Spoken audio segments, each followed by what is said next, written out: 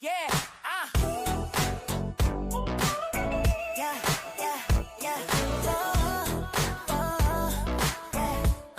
Yeah. Junkie on the freeway, white claw in the brakes. 2 hours there, 2 back, still typing with ease. LA lanes locked, but she don't slow down. Show up every time, yeah, she runs this town. Sitting in the traffic, but she locked in check. If Sweet Pea goes live, yeah, she's right on that. From the 405 to wherever we at. Junkie pulling up like y'all good, I'm back. Different time zones, same front row seats. No matter where we are, we all meet in the free. We the Californians rolling deep on 9. 4 corners, 1 crew, yeah, the vibes align. From the coast to the chat, yeah, we show up right. If you lost downstream, we gon' guide you like Californians. Yeah, we stay in the mix. 4 names, 1 flame, you can't remix this. SD rolling with the sunset glow. West Coast haze where the good vibes flow. Little bit lifted, yeah, she stays serene. Ocean breeze mixed with the evergreen. Late to the stream, but she still gon' slide. Panel opens up, she already inside. Hold up, I'm here, yeah, she dropping bars. Calm, cool energy, no matter how far. She got that FOMO, scrolling every stream. Little lost downstream, but she part of the team. New to the crew, but she locked in fast. Super chats flying, yeah, she built to last. Wait, where we at? But we got her back. Pointed to the right stream, never off track. Now she vibing with us, no need to roam. Anywhere we at, yes, Susie home. Shamrock, yeah, Shamrock checking in from across the map. Different time zone, but she bridging the gap. Y'all good every time, yeah, she mean that. Heart so big you can't teach that. Algorithm running, she keep it alive. Dropping love in the chat, keep the whole thing thrive. Quiet power, steady hand in the dark. Every stream glowing got a Shamrock spark. Yeah. Junkie, junkie, junkie, junkie, junkie, junkie, junkie, junkie, junkie, junkie, junkie, junkie, junkie, junkie. Josie, Shamrock, Shamrock. Junkie, junkie, junkie, junkie, junkie, junkie, junkie, junkie. Josie, Shamrock, Shamrock. We the California, say the name twice. Show up every stream, yeah, we never think twice. From the traffic jams to the ocean tide, from the lost links to the worldwide ride. Californians, yeah, we stay in the mix. 4 names, 1 flame, can't remix this.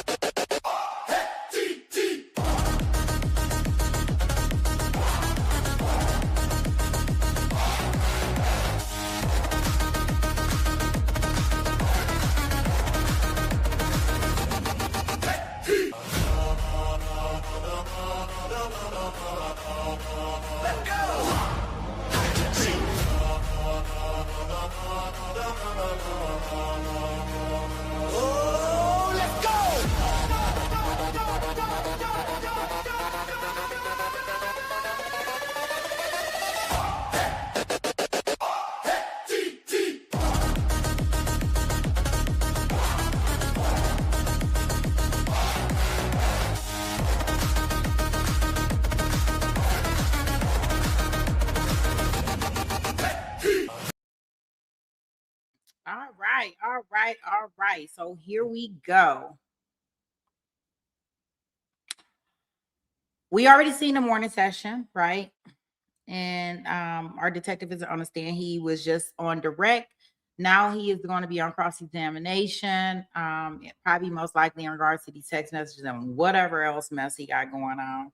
Thank you guys for joining us. If you're coming from the Fulio trial, welcome. I'm glad to have you over here. I hope that you tap that like button as you came in, the thumbs up button. That would be awesome. That's just letting somebody else know out here that besides you liking it, it's somebody else that might like it too, right? So yeah, if you could hit that thumbs up, that would be awesome. I truly appreciate it. Let's see here. Other than that, I think that we should just go ahead and get into this and see what we have here.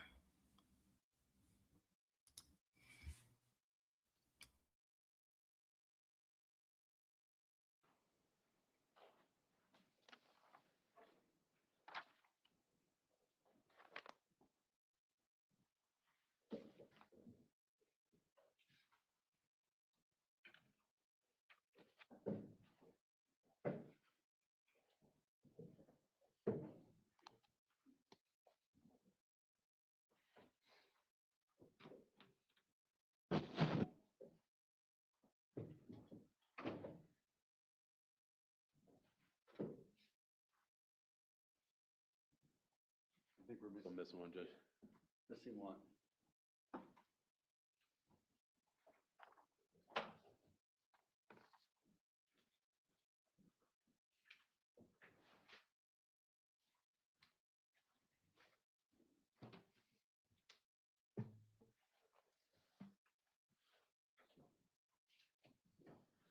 Sorry about that. All right, everybody may be seated. All right, go ahead, Mr. Zacher. Thank you. So, Sergeant, I'd like to switch gears and talk about the search of the home on February 11th. You were personally present for that. Yes, And in fact, you were described as, you and Investigator Williams were described as two of the investigators in charge during that search. yes, Would you agree with me that the home itself was very cluttered and messy? yes. Do me a favor, just point the microphone at you. Sure. All right, is that better? Yeah, that's better. Okay. And that there were portions of the house where you really couldn't walk on the floor without stepping on something. Correct. And for the record, it's not against the law to have a messy or a cluttered house. Is that fair? Except in extreme circumstances. Sure. This isn't one of those extreme circumstances where there are rats running all around the house, correct? Correct, I didn't see any rats. You didn't see any dog poop in the side of the house, did you? I don't recall seeing any dog poop, no. Didn't see any dog, is that correct? Correct. Didn't note any dog poop outside either, is that correct? I didn't really search outside. Sure. And my understanding is that the focus of your search is really on the area around where Alex died. Is that fair to say? That's fair. Now, do you agree that there appeared to be a water bottle next to the love seat or the couch where Alex was recuperating on? I'd have to see a photo to recall that. State's Exhibit 79, please.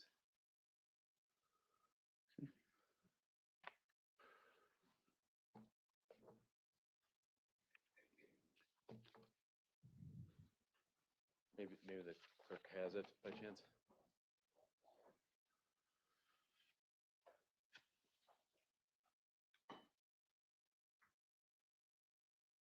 Say 79? I don't think that's a photo. We'll go back to it. If you have that. All right. You agree that during this search that you did not find any paddle, spoon, or spatula in the bedroom with Alex Xavier? No, I didn't make any note of that. Okay. In fact, would it be fair to say that there's no note of any paddle, spoon, or spatula seized or recovered at any point during the whole search of the home? Is that correct? I did not take any kitchen utensils or anything like that, no. Sure. The only place you would have seen them, to your knowledge, was in the kitchen? From what I recall, yes. Okay. Now, Sergeant, am I correct in assuming that you did not find a secret door containing diamonds, firearms, and a paddle? No. So I want to talk a little bit about some of these scene photographs. When some of them were taken, you agree that evidence had already been moved or placed in different positions? Yes, and reviewing body cam, yes. Now, for instance, the prescription bottle that was placed on the bed, your understanding is that it was originally on the floor next to Alex's body. Is that correct? Well, Alex's body wasn't on the floor. It was in the bed, and the prescription pill bottle was on the floor. And you agree, investigator, you have no idea whether Alex had been on the floor prior to being placed on the bed. Is that fair? The information I have from the 911 call is that Alex was on the floor. Deputy Anderson, Deputy Jar got there. Alex was in the bed. The prescription pill bottle was on the floor. I have no knowledge of. Nobody asked Josie, to your knowledge, if she picked Alex up and put him on the bed.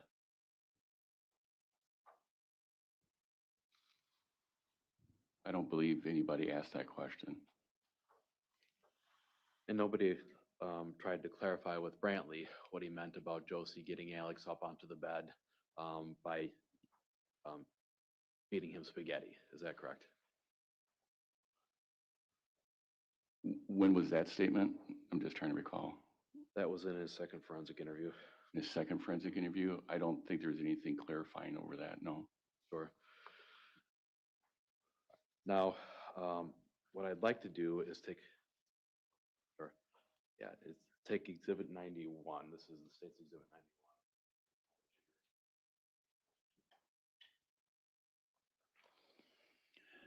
91. And Sergeant, if you could take a look there and see if you can spot the water bottle up by that love seat area. Can you use your laser pointer to still have that? I do. Which love seat are you talking about? I don't see a love seat. Media may want to avoid the picture. All right. So, all right. So, can you see where I'm circling in the lower right-hand side of the diagram there? Yes, Does that appear to be a bottle of water? yes, See where I'm circling towards the center of the diagram? yes. Does that appear to be a bottle of water? It's a clear bottle of something. I can't tell what it is.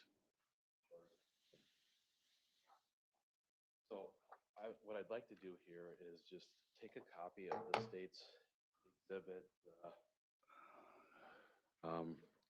87 and just sketch some additional things out. The diagram. 82A, excuse me. I think I've got.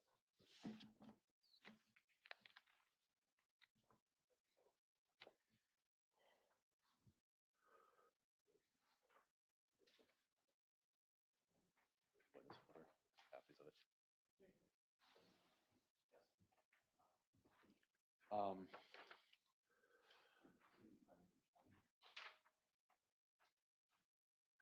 So Madam Clerk, would you mind running me just a copy of this? So I can draw on it.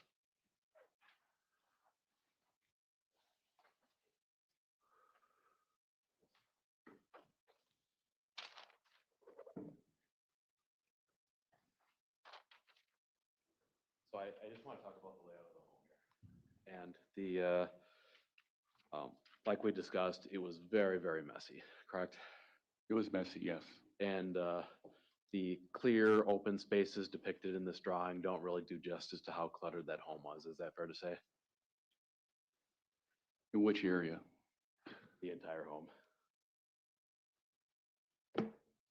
Well, most of the area wasn't changed except in that immediate area where Alex Xavier was found deceased.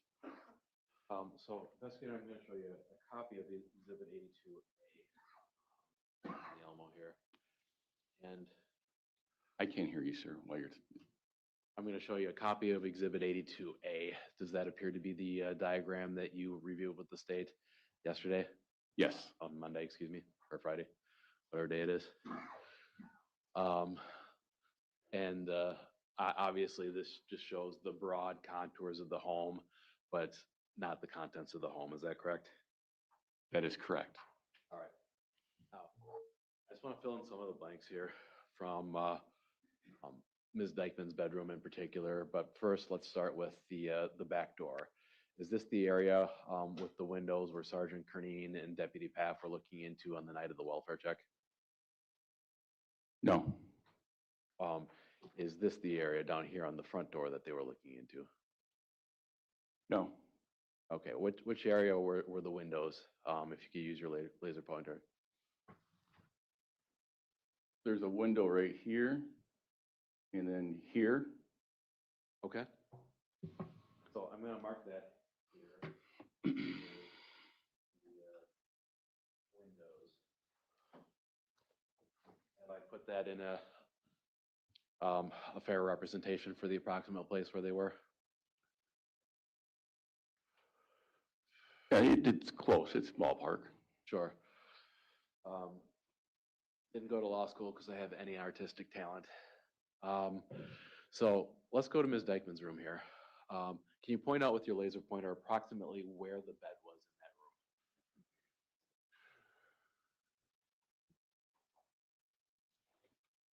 room? I would say right there, going this way to about right there. All right, so. About like that? No, I would say that it would need to extend to almost where it says Miss Dikeman's room, extend it down a little bit further. Not that far, but Okay. Do I have it in the ballpark approximately? it's extended a little bit too far. I thought right at the bottom of where it says Dikeman, it should be where the line is. Dikeman's room, all right. We'll draw a line there, and I'm gonna label it that. Is that approximately the placement of where the bed was? Yes. All right. How about the love seat or the couch where Alex was recuperating? Where's that? Along this wall right here. All right. And I am going to just kind of draw an approximation. Did it extend all the way to this wall over here, Sergeant, or did it end before this wall? Because there's a table of some sort at the other end. Right. That's why I would have to refer back to the photo, but I don't think it went all the way to the wall. All right. So I'm just going to label this love seat. But the couch, actually. Well, yeah. And then Ms. Dikeman's table with some medications on it. Could you point to us approximately where that was? Well, there was a white 3-drawer cabinet and then another little end table next to it. Okay. But it did not encompass the closing of the doorway. Well, this table. And am I correct that the curtain was right here? Yeah, the curtain went between these two walls.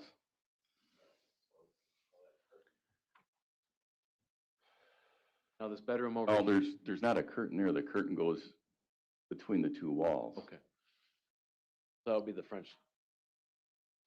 Correct. The curtain goes between the two walls here, right? Correct. Okay. Again, this is a failure of my drawing skills rather than anything else, but that's where the curtain was. Is this where the French doors were then? Yes. All right. And then there's a table or a shelf of some sort over in this area up here. Is that correct? Yes. Okay. Right there. Shelf. All right. So,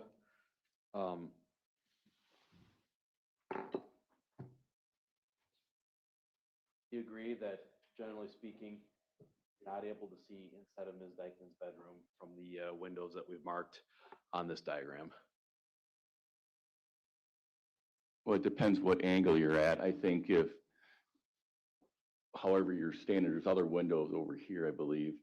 But if I'm standing this way, looking this way, but if I'm up here looking, I can get different angles. Okay. Through the French doors. It would just depend. Yeah. Do you agree that neither Deputy Paff nor Sergeant Cernine described looking into Ms. Dikeman's bedroom from the exterior of the home?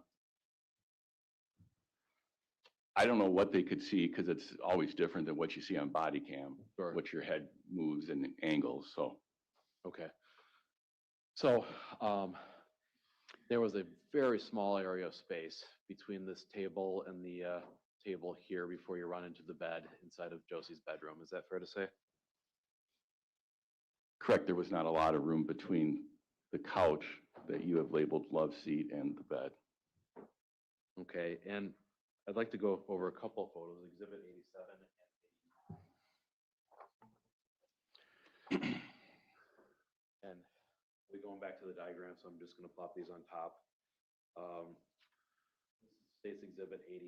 Do you recall looking at this photograph yesterday?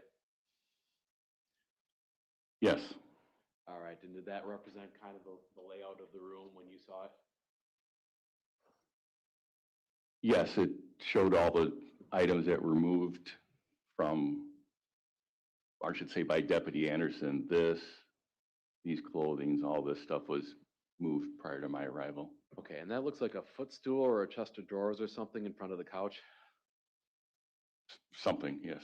Okay, and that piece of furniture was there when you visited the scene? Yes. All right. It looks like that must be Deputy Rakovich peeking behind the curtain there. Yes, it is. And was the curtain down in that position when you visited the scene? I believe so, yes.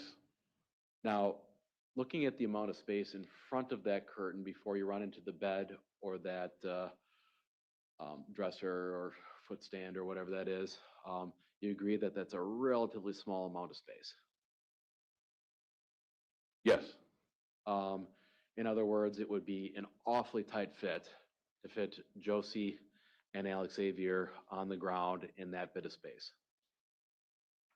Well, all that stuff was moved by Deputy Anderson and placed in that location when Deputy Anderson and Jar got there.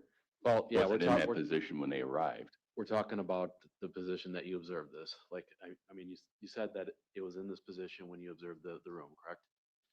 Yes, I arrived after Deputy Jar and Deputy Anderson provided life-saving measures to Alex Xavier Pedron. And unless you go through every second of their body cameras individually, you can't determine what exactly was moved around. Is that correct? I did go through Deputy Anderson and Deputy Jar's body camera. Deputy Anderson's body camera is very clear as he's, I would say for lack of better term, a bull in a china shop, moving stuff as quickly and pushing it away as quickly as he can. Is it your testimony that Deputy Anderson moved this footstool at all? Yeah, all that area was disturbed, yes. Okay. You don't have any idea what the access or the space looked like before they were going through like a bull in a china shop? No, I was not in there. So, going to Exhibit 87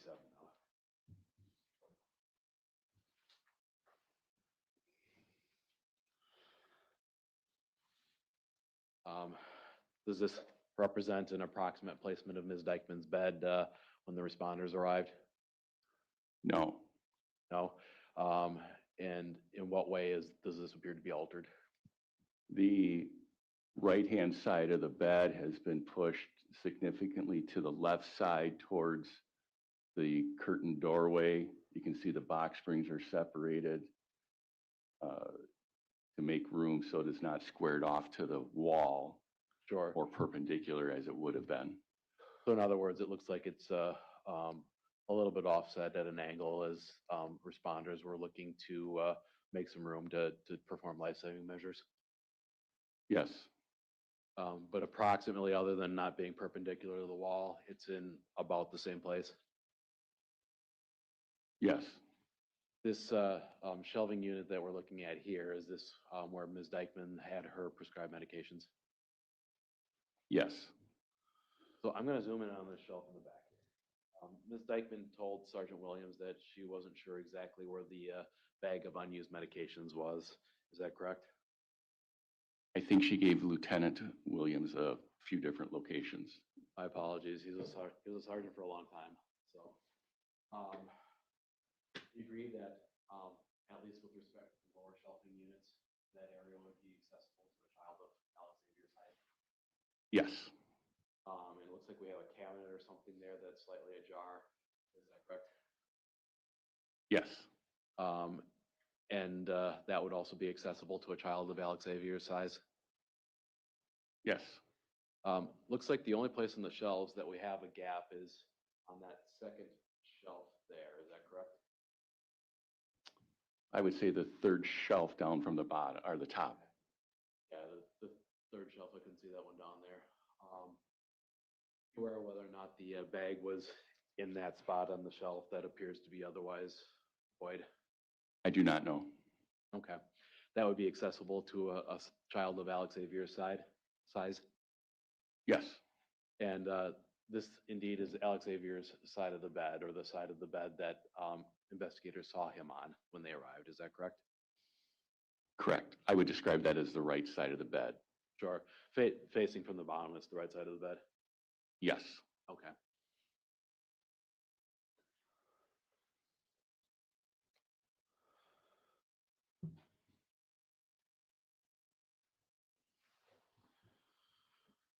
Now the pillow that you recovered some substance from, that was on the right side of the bed as well. Is that correct? Yes.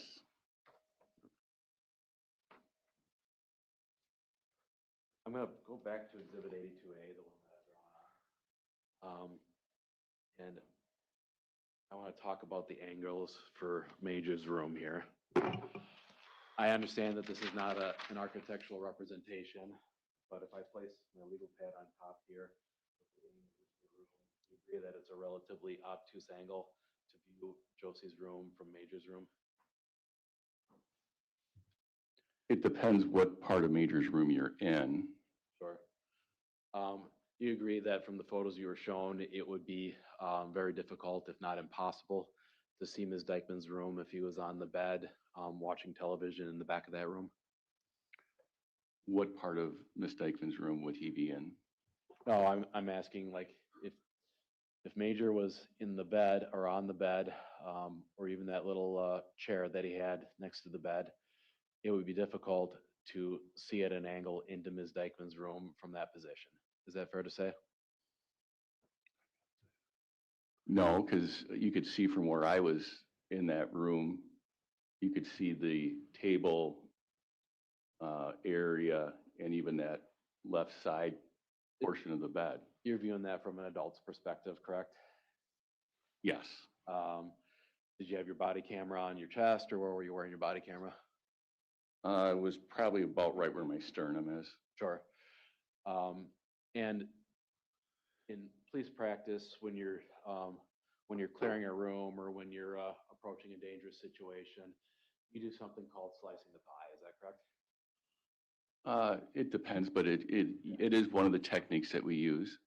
So in order to see a full angle into a room, you're moving back into the side slowly so as to not expose all of your body to whoever's in there. Not quite as choppy as you did, but something similar, yes. Not an artist and not a cop, but same concept? Similar concept, yes. Okay. And the reason you're doing that is because you can't, if you're at an angle, you can't see into the entire room at that point. Is that correct? Right, and then that person wouldn't potentially be able to see me either. Sure. So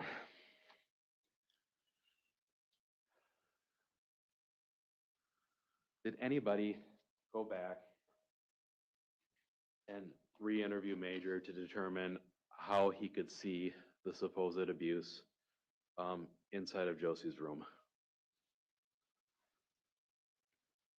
Just the forensic interviews, that's the only thing that was done. Sure.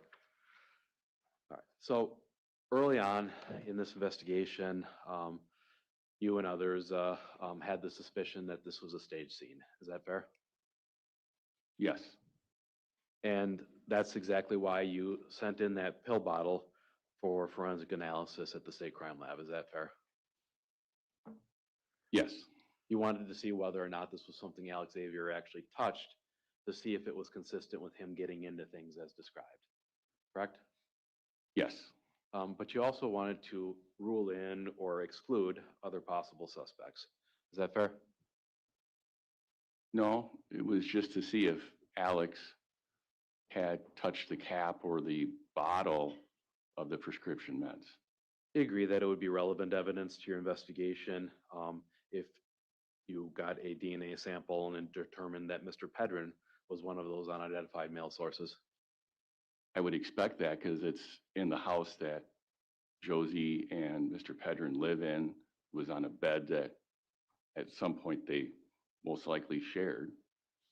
Now, fingerprint analysis is another tool that the state crime lab offers to investigators like you.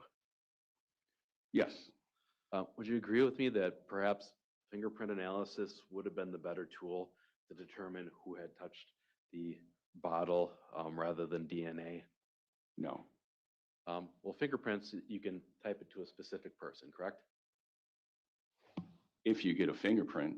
Yep, if you get a fingerprint, and we can tell beyond the shadow of a doubt whether or not that bottle was in Alex's hands or not,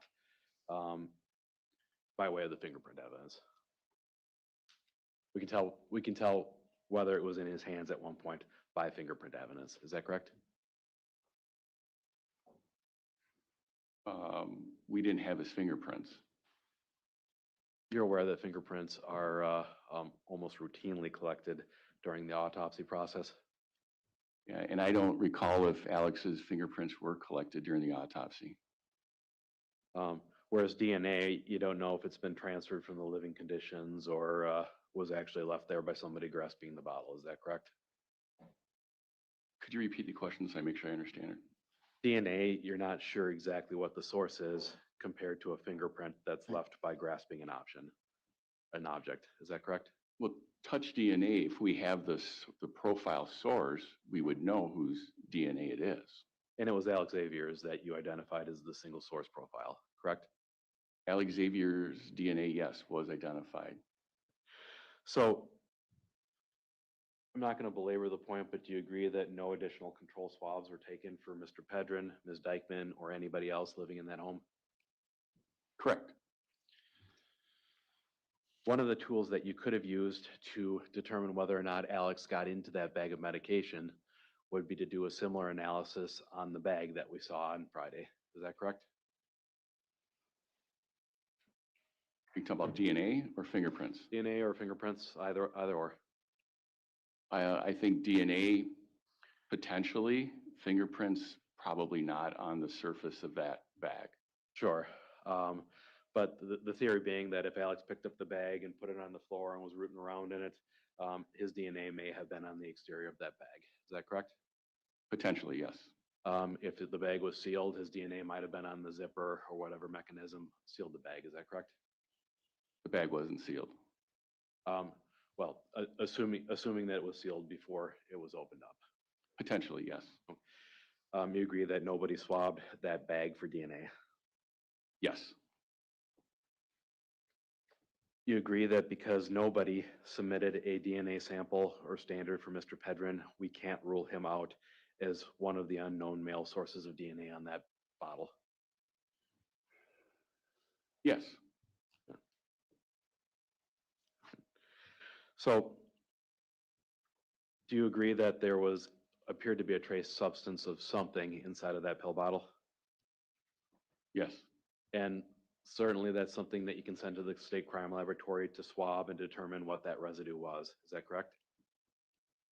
Potentially, yes. You agree that did not happen here? Correct. Let's talk a little bit about Mr. Pedrin's phone.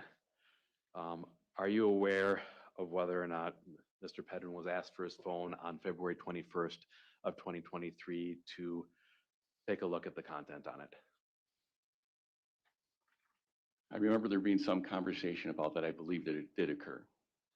That the conversation occurred. I believe it did. Yep. And Mr. Pedrin did not, or at that time was not willing to surrender his phone for a cell bride examination. I believe so. I believe he did not. And moving on to the September 8th conversation with Investigator Leinfelder and Special Agent Fredrickson, excuse me. You're aware that they asked Mr. Pedrin about his telephone on that day as well. I believe they did. And Mr. Pedrin admitted to them at the beginning of that interview that he still had the same phone and phone number. I believe so. And then when asked to see the phone by Investigator Leinfelder, Mr. Pedrin claimed that the phone had been broken. I believe that's accurate. You agree that that's a suspicious turn of events where he claims to have the same phone and then minutes later says that the phone was broken? I find it odd, yes. Sergeant, should Mr. Pedrin's phone have been seized once you knew that he admitted to purchasing and bringing Xanax into the home? No, I'm going to object to asked and answered. I believe the question was already I'll asked. move on. One back to, sustain. So just so we're clear, Mr. Pedrin's phone was never seized or downloaded beyond those 5 days of text messages that you got from Verizon. There was a lot of data collected from Mr. Pedrin, Facebook, Messenger, Google, iCloud, Verizon records, but his cell phone was never downloaded. Okay. At some point, Mr. Pedrin was told to just send investigators what he thought was relevant to going after Ms. Dikeman. I don't think that was stated. You recall that from the February 21st of 2023 interview with Mr. Pedrin.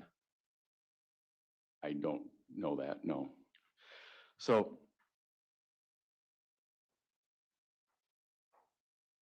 do you agree that nobody actually verified whether or not Mr. Pedrin's phone had actually been destroyed? I wasn't a part of that, so I have no idea. Now, you issued subpoenas for all of Jenna Love's prison records in Missouri, is that correct? I don't recall that. I recall writing a subpoena for other things dealing with Jenna Love's stuff, but not all of her records.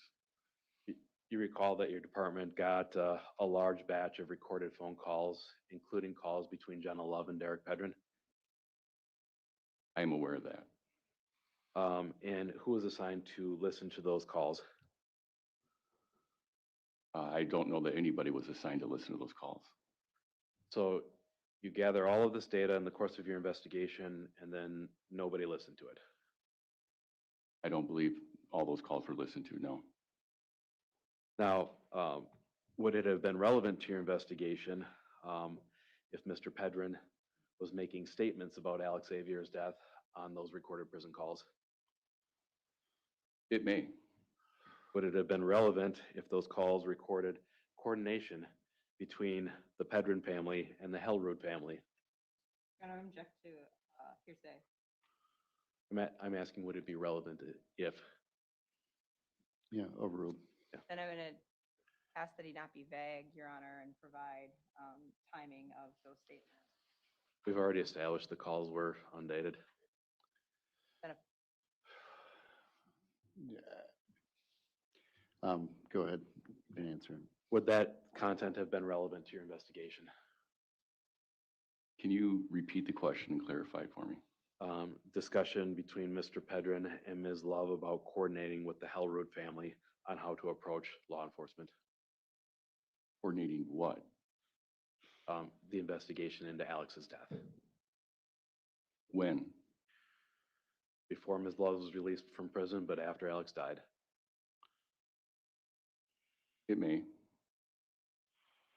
Would admissions to Mr. Pedrin being aggressive or violent with other children have been relevant to your investigation? It may. Would admissions from Mr. Pedrin about the use and control of the home video system have been relevant to your investigation? We didn't have that information that Mr. Pedrin was in control of the. I'm asking hypothetically, investigator. Oh, these are all hypotheticals you're asking. Okay. If this was content on those recorded phone calls, would that be relevant? Hypothetically, yes. And would admissions to containing, or would admissions to taking a phone that Alex Xavier used, as well as SD cards and keeping them inside of a safe, inside of a car trunk, have been relevant to your investigation had you known about that? From when? Again, the conversations we can only date between Alex's death and Ms. Love's release from prison. Without the context of dates and times of these phone calls, it's very difficult to determine its relevance at all. I mean, my question is that, like, if somebody had listened to these calls and discovered this content, you would have noted it, correct? Probably. And since nobody listened to any of this evidence that you subpoenaed, you're completely unaware of the content of those calls. Right, because we have to put it in context of date and time. And, well, it's been established. So let's talk about the SD card text exchange that you were asked to testify to.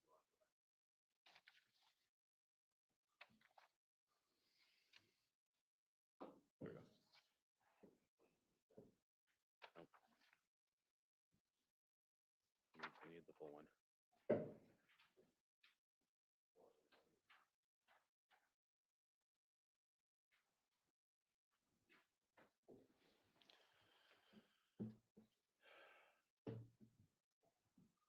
Do you agree, investigator, that that was not the full exchange about the SD card containing videos of Mr. Pedrin abusing Alex?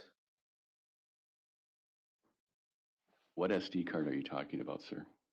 So you were asked on direct examination whether or not you were familiar with the text message where Ms. Dikeman confronts Mr. Pedrin with the prospect that there were videos of him abusing Alex Xavier on an SD card. I'm confused. I don't recall what you're saying.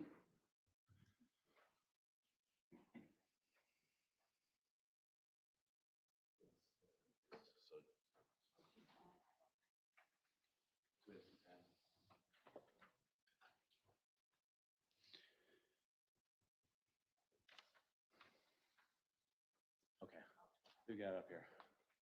So, investigator, I grab a highlighter here and Attorney Zacher, can I see that real quick, just so I can get the dates for you? Thank you.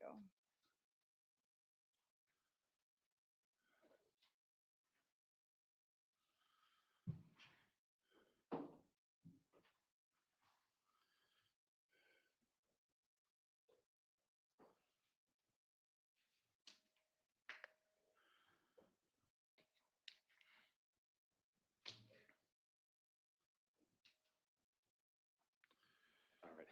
So, Sergeant, I'm showing this one marked as 210. The first four text messages appear to be what you discussed on direct examination.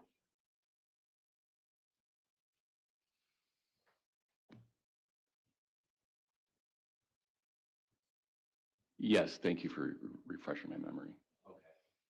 And those, were you familiar with the content that followed those first four text messages?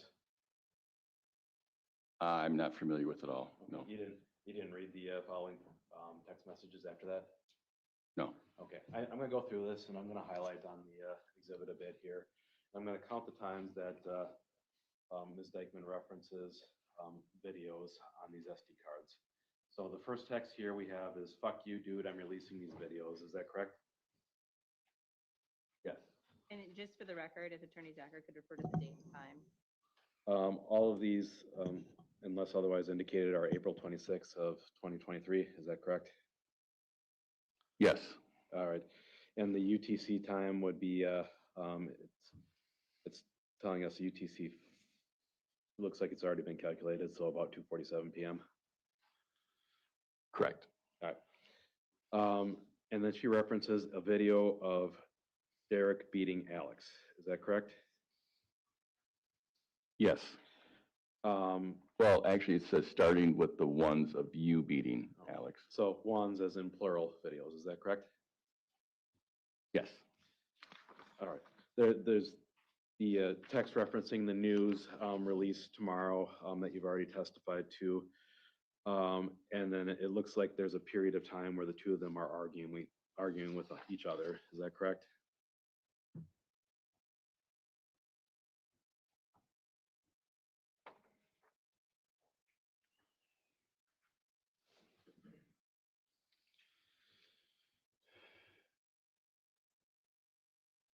How far do you want me to go? You can keep going through this page.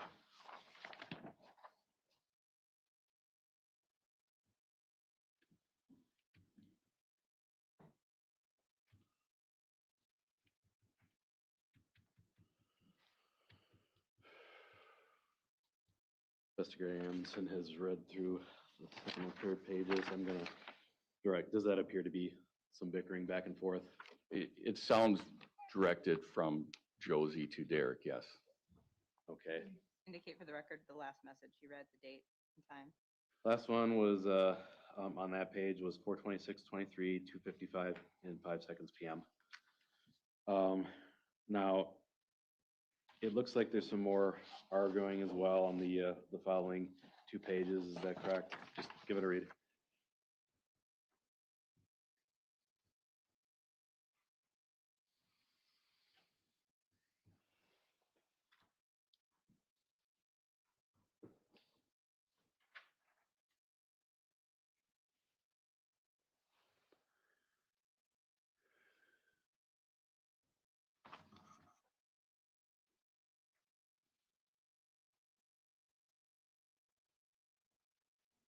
I don't see any arguing at all. I just see directed message from Josie Dikeman to Derek Pedron.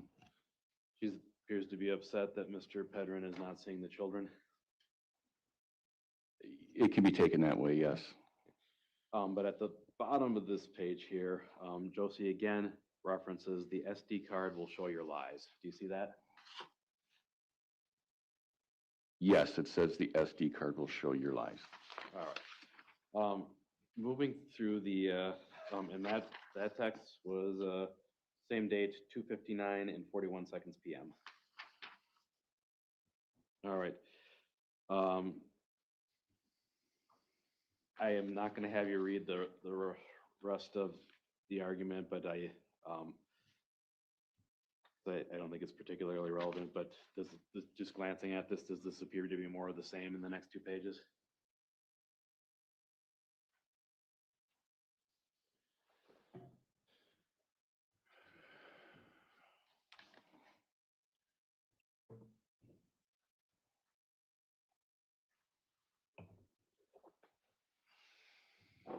Yes, it appears to be a one-sided rant to Derek. With some responses by Derek. I've only read one response. Did you want me to read it all? The left side of the text bubbles are Mr. Pedron, is that correct? Yes. And the right side of text bubbles are Ms. Dikeman's? Yes. And it appears that Mr. Pedron responded on both pages to Ms. Dikeman? Correct, 1 to 3.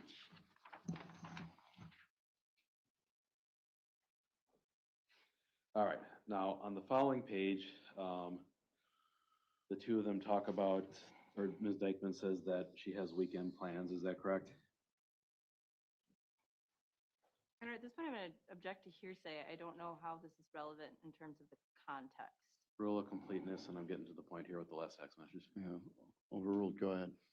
Let's just try to go as fast as possible. Yes, these are 3 messages from Miss Dikeman to Derek. The final message on this page at 3:21 PM and 0 seconds says, "Stop hurting my kids and blaming me when you are no better, and this SD card stays in hiding.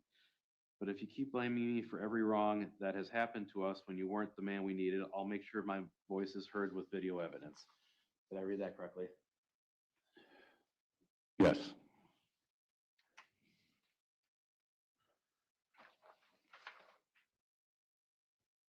All right, you can read the last 2 pages to yourself, your investigator, and then I'll have a question for you. What messages, dates, and times are you having him read? It's the exchange, going to the final message of the exchange is from Mr. Pedron at 4/26/2023, 3:36 and 28 seconds PM, reading, "You act like I have money falling out of my ass."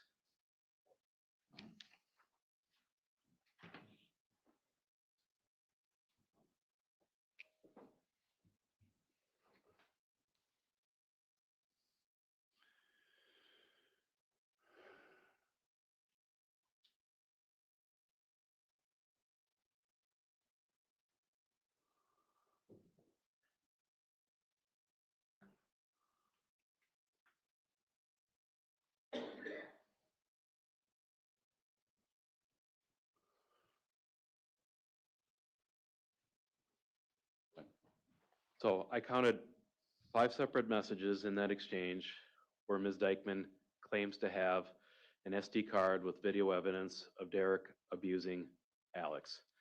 You see that many highlights? I'm going to object, Your Honor. I don't believe that all of those references are to the SD card containing information about Alex. I would agree that there are references to the SD card. 5 references to an SD card, then we'll say.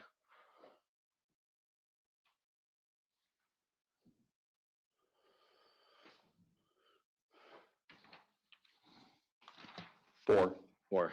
Okay, and then the other highlighted one was her reference to the videos or the ones involving him abusing Alex. Is that correct?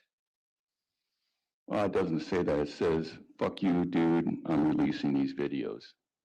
The subsequent text, meaning starting with the ones of you abusing Alex. Starting with the ones of you beating Alex, yes. Okay.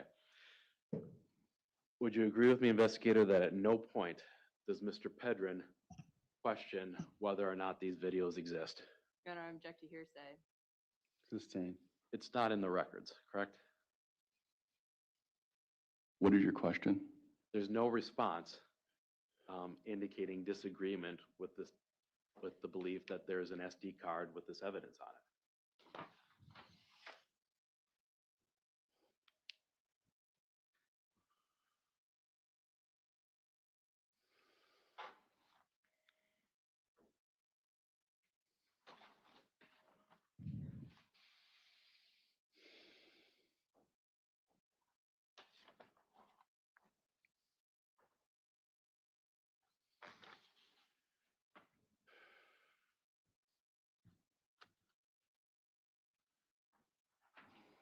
There's no response in here from Derek Pedron stating that the SD cards do not exist.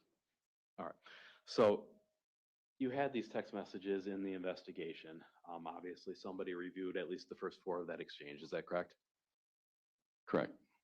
Am I correct in assuming that nobody asked Mr. Pedron why he didn't deny the existence of these videos during that that exchange? No. You're aware that Ms. Dikeman's home was burglarized 2 days before her arrest? Which home are you talking about? The home that she was living in with her mother. I am not aware of that. Nobody thought that Mr. Pedron might have been involved in that incident? Your Honor, I object. He didn't even know that it happened. Yeah, he didn't know what had happened. He wouldn't have any idea. All right, I want to follow up on just a couple of text messages from 140. Do you have that in there, Emily?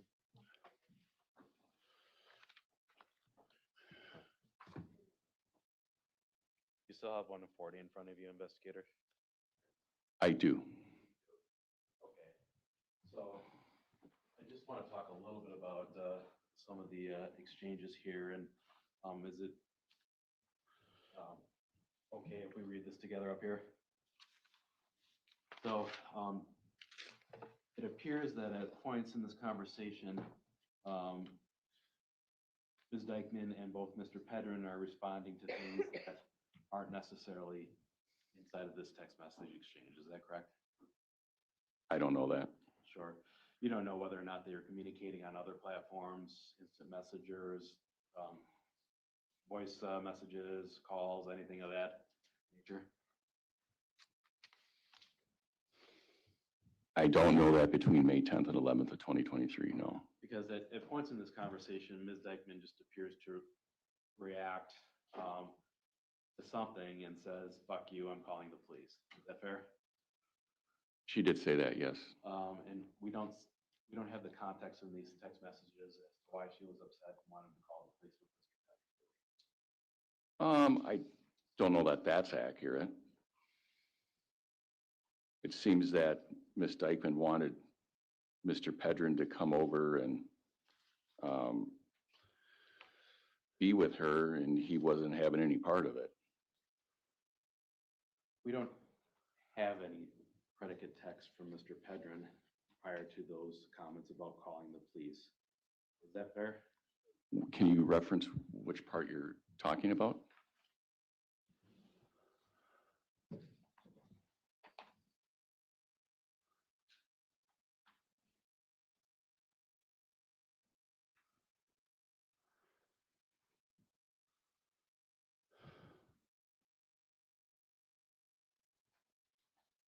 Last page of Exhibit 140, page 6. Don't want to talk to me now. I'm calling the police. You sure it's not Jenna, etc. I see that. And there's nothing from Mr. Pedron in that exchange that would indicate why she would feel the need to call the police. Is that correct? Except the previous 5 pages of text that all go in order to that point where she says, "I'm calling the police." You don't know if they were talking on other apps or other modes of communication at the same time as this exchange.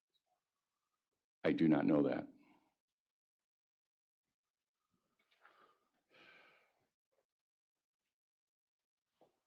So would you agree with Lieutenant Williams that it's common for women to go back to men that are abusing them? It happens, yes. And you're not shocked to hear Ms. Dikeman say that she loved Derek after they lost a child. Is that fair?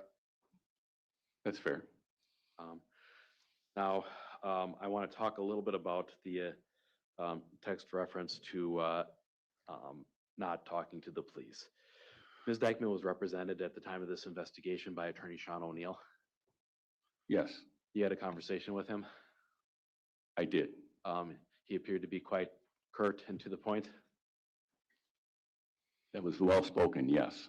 And immediately prior to the text message exchange that we read in court earlier, number 1112 out of the Verizon records, isn't it true that Ms. Dikeman was telling Derek that her attorney, Sean, had told her not to talk to the investigators? I believe that's in there, yes.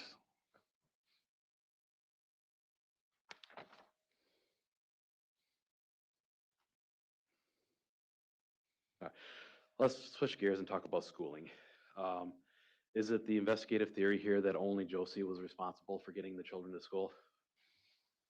No, Derek is equally responsible as a parent to those kids. Is that correct? yes, And if the conduct that we observed in some of the videos with Derek at the beginning of this trial was happening frequently, would you agree that that could be a reason why people are staying up late at night? potentially, yes.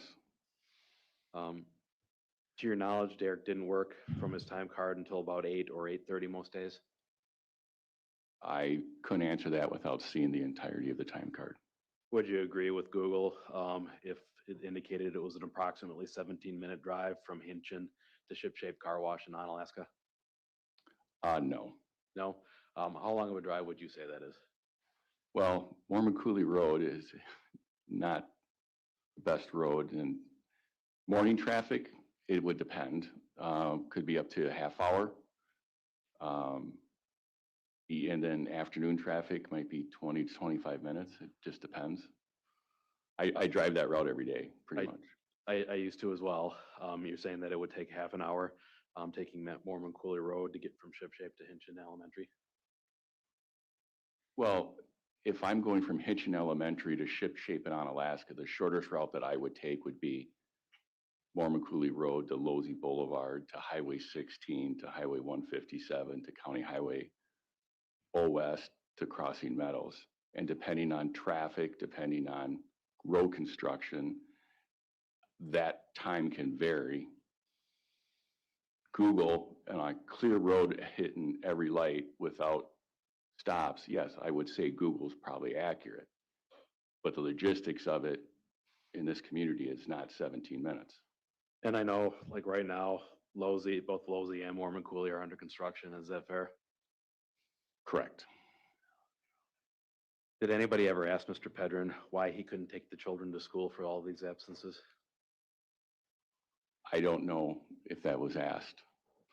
So, Sergeant, I'm going to ask you, do you agree that the document with the summary of Alex's absences contained what were marked as excused absences as well? Yes, I believe both were in there, yes. And I think we counted 13 days excused. Does that sound accurate? I would have to look at the spreadsheet, but it's plausible. So subtracting the number of excused absences from the unexcused would lead us to a lower number of unexcused absences in Alex's case. Is that right? Yes, All right. Fair to assume that nobody asked Mr. Pedrin whether he had become violent or disciplined Alex Xavier on the evening of February 10th. I believe those questions were asked. Let's talk a little bit about the recorded calls that Derek made with you. You participated in that process, is that correct? Yes, This was after Ms. Dikeman and Mr. O'Neill had told you that she wanted an attorney present before she was interviewed. Is that correct? Yeah, I'm gonna object to relevance on that question. Wait, what interview this? Which one is this one? We're talking about the recorded phone calls that Mr. Pedrin produced. Oh, okay. Yeah, I mean, it's not relevant because it's not, go ahead, not relevant. Would you agree that you and other law enforcement officers participated in either recording or miking Mr. Pedrin so that that call was recorded? Yes, And this was somebody that you knew very well at that point to have been physically abusive to Ms. Dikeman. Is that correct? I was aware of the prior domestic incidents, yes. And you're using Mr. Pedrin to interrogate Ms. Dikeman because you had been informed that she didn't want to deal with police without an attorney. Objection, Your Honor. You can just say no if he's overruled. We were not using Derek Pedrin to interrogate Josie Dikeman. You're certainly using him to obtain information from her. Is that correct? Yes. Was there zero concern on your part that a man who was abusive to Josie would not be able to manipulate her or her responses? Can you repeat that question? Did you have any concern at all that a man who was physically abusive to Josie, excuse me, would produce a manipulated result from her responses? When we prepped Derek, we were having him ask specific questions in a certain way so not to manipulate. Do you agree that Derek's tone at time was elevated? What do you mean by elevated? His voice got louder? I believe so, yes. Sounded like he was upset with Josie at points? I think he was upset about losing his son, Alex. And in those calls that we heard, never once does Josie say that she killed Alex. Is that correct? That is correct. In fact, she expresses relief that it wasn't the overdose that she thought had caused his death. I believe she said something similar to that, yes. Appeared to be emotional at points in time when she learned that Alex hadn't gotten into her pills. What do you mean emotional? You heard her voice, and the tenor of her voice changed as she says something to the effect of "thank God." I don't know that it's emotional, is more like relief, I think, would be the word I kind of took from it. And what Josie had told Sergeant Williams from the very beginning was that it was her impression that Alex had gotten into some of her prescription medication. Is that correct? That's what she told him, yeah, Lieutenant Williams.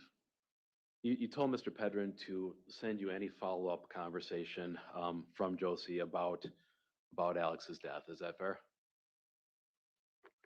I believe that was stated, yes.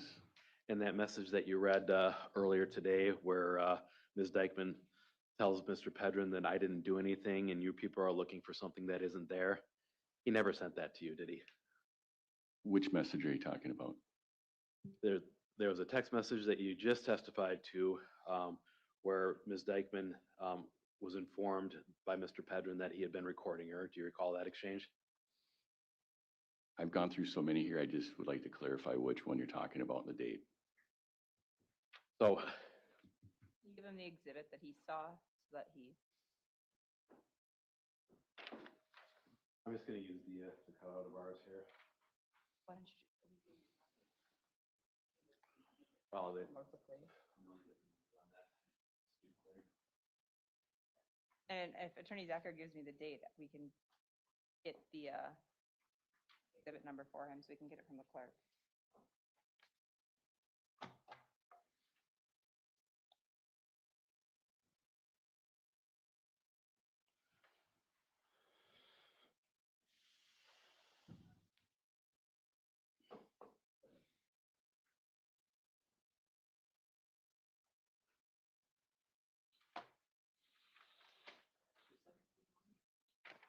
So the date of the exchange.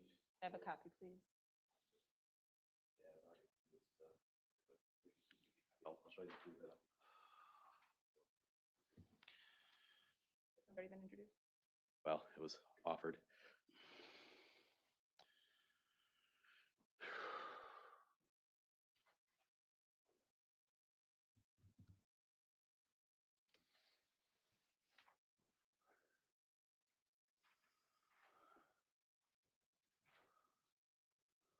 All right, so I'm showing you what's been marked as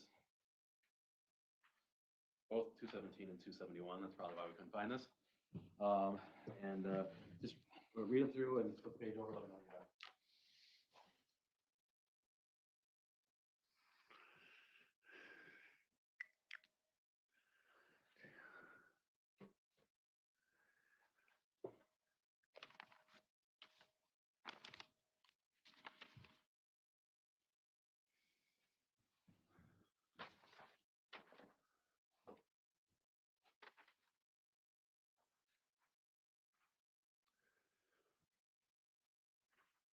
Thank you.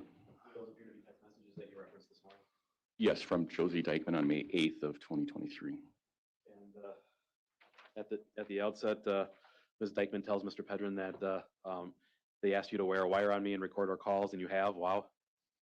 Yes. And the final text in that exchange is, or the second to final text in that exchange is, you people are searching for something that isn't there. I didn't do anything. Is that correct? Yes. Mr. Pedrin didn't disclose this information to you at any point in the investigation. Is that correct? I don't know what Mr. Petrin disclosed to the other investigators. Let's talk about the cameras. So you agree with me, Sergeant, that you can't determine who, if anybody, was specifically deleting videos from the Genie/Ye app. Is that correct? Correct. And it appeared to you that prior to you doing the search warrant, the camera service had been canceled. Is that correct? Which camera system are you talking about? The Genie or the Ye, did you get a cancellation notice that you presented in evidence earlier?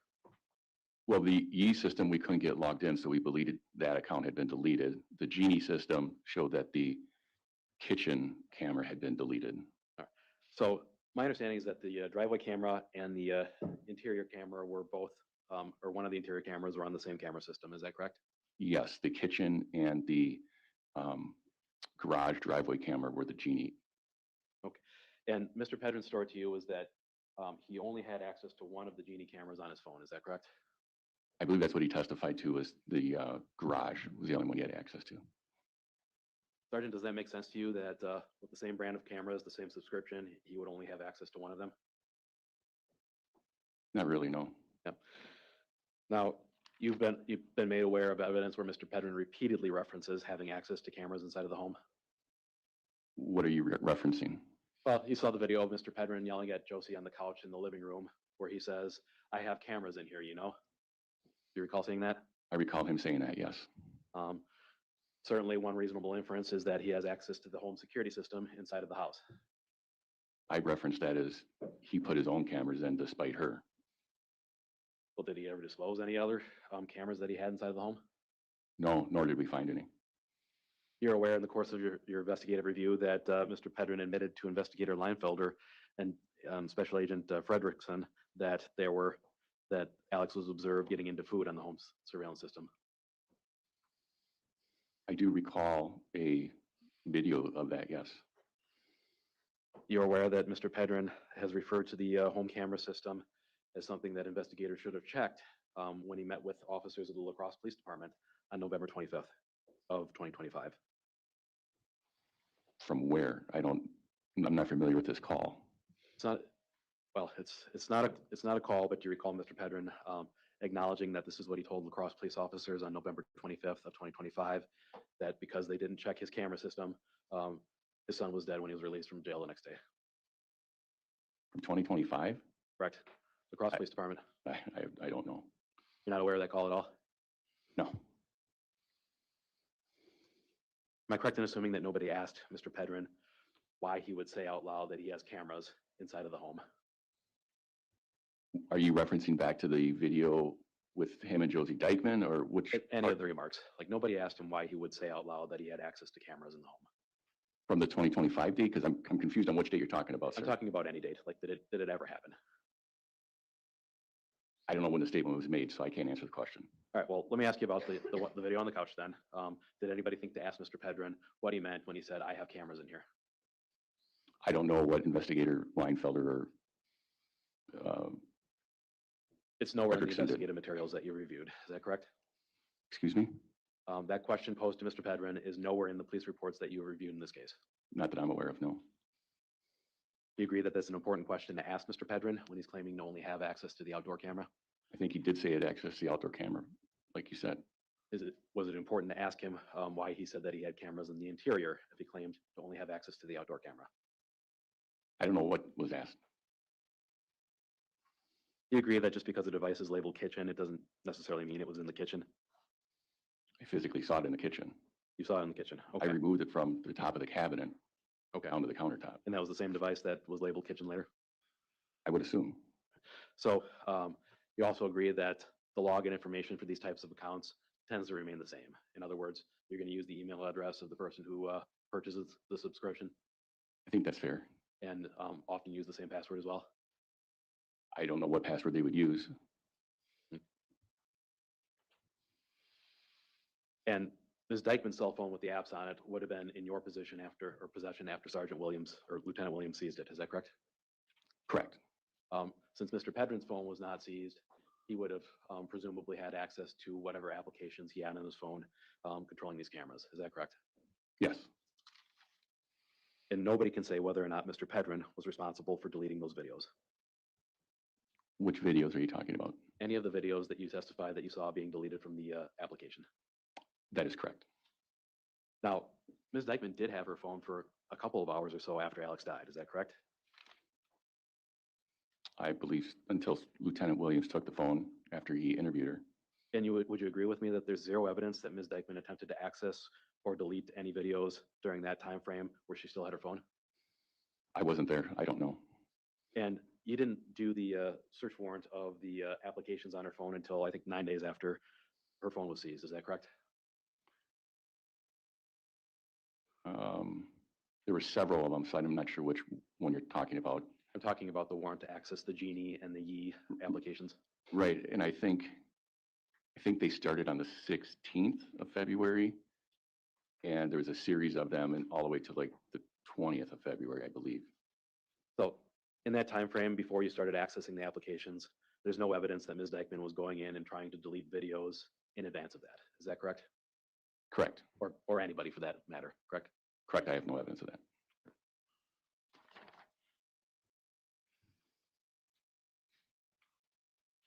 I want to talk a little bit about some of the phone records that we didn't discuss on direct.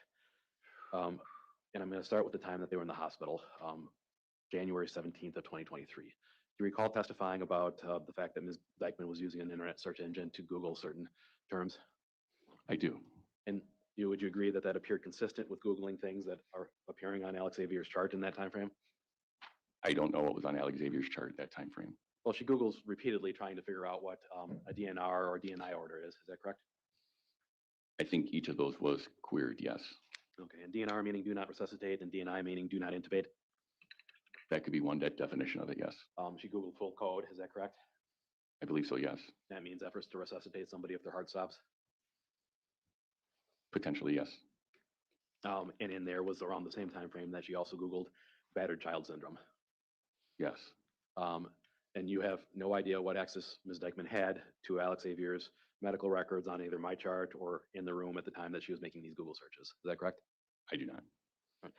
Now, at the same time that she was at the hospital with Alex Xavier, did you note any messages between Ms. Dikeman and Mr. Pedrin where she accuses him of behaving poorly? No, object to hearsay.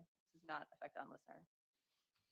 I think it's the rule of completeness, Judge. If they're going to introduce the text from that day, we should include the rest. I don't recall what text we introduced from that day. We did introduce the web searches, Yeah, but I don't recall text. Yeah, I don't recall any text. I recall web searches. Okay. So would it have been relevant to your investigation if you saw evidence of Ms. Dikeman accusing Mr. Pedrin of abuse in that time frame? What kind of evidence? Ms. Dikeman confronting Mr. Pedrin about his abuse. Your Honor, is this being offered as a hypothetical? Hypothetical. Getting close to the line, I think, Judge, on hearsay here. Yep. I mean, if you offer something as a hypothetical, there should be a factual basis behind it. You can't enter it as, so I'm going to sustain the objection.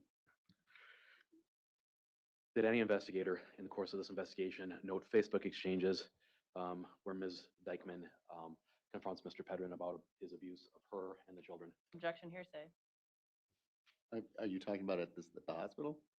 At any point, did anybody enter this into a police report or note that they reviewed text messages with that content? Your Honor, again, that's, I think, hearsay and also vague. I mean, I can read the specific text, but Is it a text that we've already gone through, or is this something new? some of it's new, some of it's not. This is an entirely new text, Your Honor, that I've been provided. Hearsay, I agree, sustain. Was Mr. Pedrin ever questioned about what investigators learned that Ms. Dikeman had told him at the hospital? And hearsay. I'm not even asking for the content. I'm asking if he was questioned in response to. Yeah, if he was questioned, is agreeable. But anything Ms. Dikeman said? It's vague.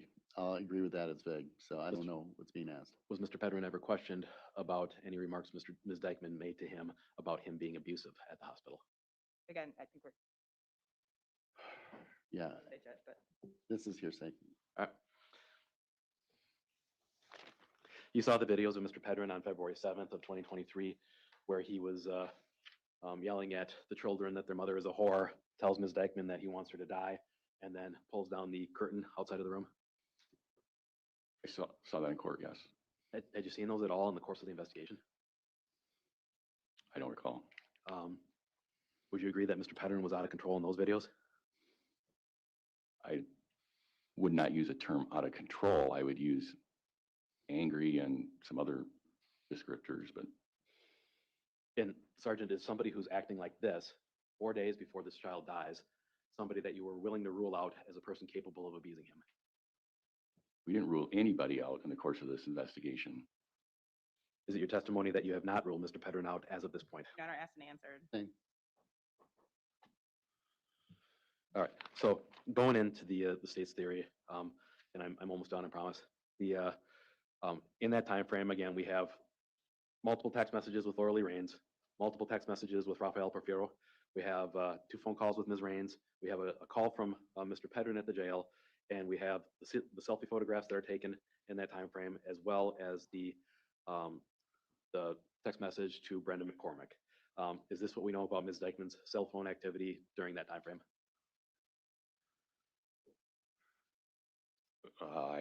That's listing a lot of stuff. I know we touched on a lot of that, but there's other things that are going on with Ms. Dikeman's cell phone that we haven't said. So like user activity, sleep, all these different things. So it's not just what you just said. A lot going on that Ms. Dikeman is personally responding to. Fair to say? Could you repeat it, please? A lot of messages that Ms. Dikeman is reading, responding to, taking calls, and requires her attention with the phone. That's fair, yes. Now, during that same time frame, you're aware that Josie was planning this first date with Mr. Porfirio? Yes. And you're aware that she had arranged for her mother to take the 3 remaining kids for a couple hours for that first date the next day? I wasn't aware of that. At what point, Sergeant, in this evening, between these text messages, calls, etc., after Mr. Pedrin was arrested, are you asserting that Ms. Dikeman beat or drugged Alex Xavier to death? Based on the statements from Josie Dikeman and taking everything into account, it was after Derek Pedrin was arrested and before she called 911. So you're saying that at some point between 7:30 and 3 a.m. is when you're asserting this happened? I would say yes. So in the course of all of this, is it the theory then that Ms. Dikeman delivers a brutal beating to Alex Xavier, drugs him to death, and then starts responding to text messages like normal? I don't know what like normal is. She started talking about canceling plans and You started calling talking. her mother We're talking about up until 3 a.m. here.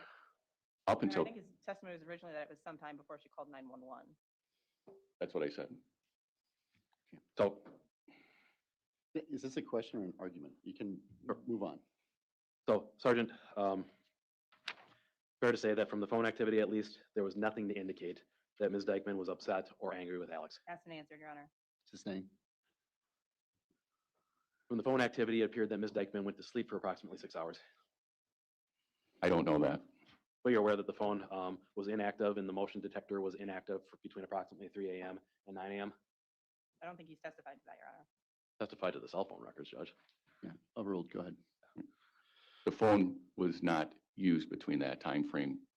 Where it was placed, I can't answer that. That would be consistent with going to sleep if the phone was inactive for 6 hours. It's consistent with not being used.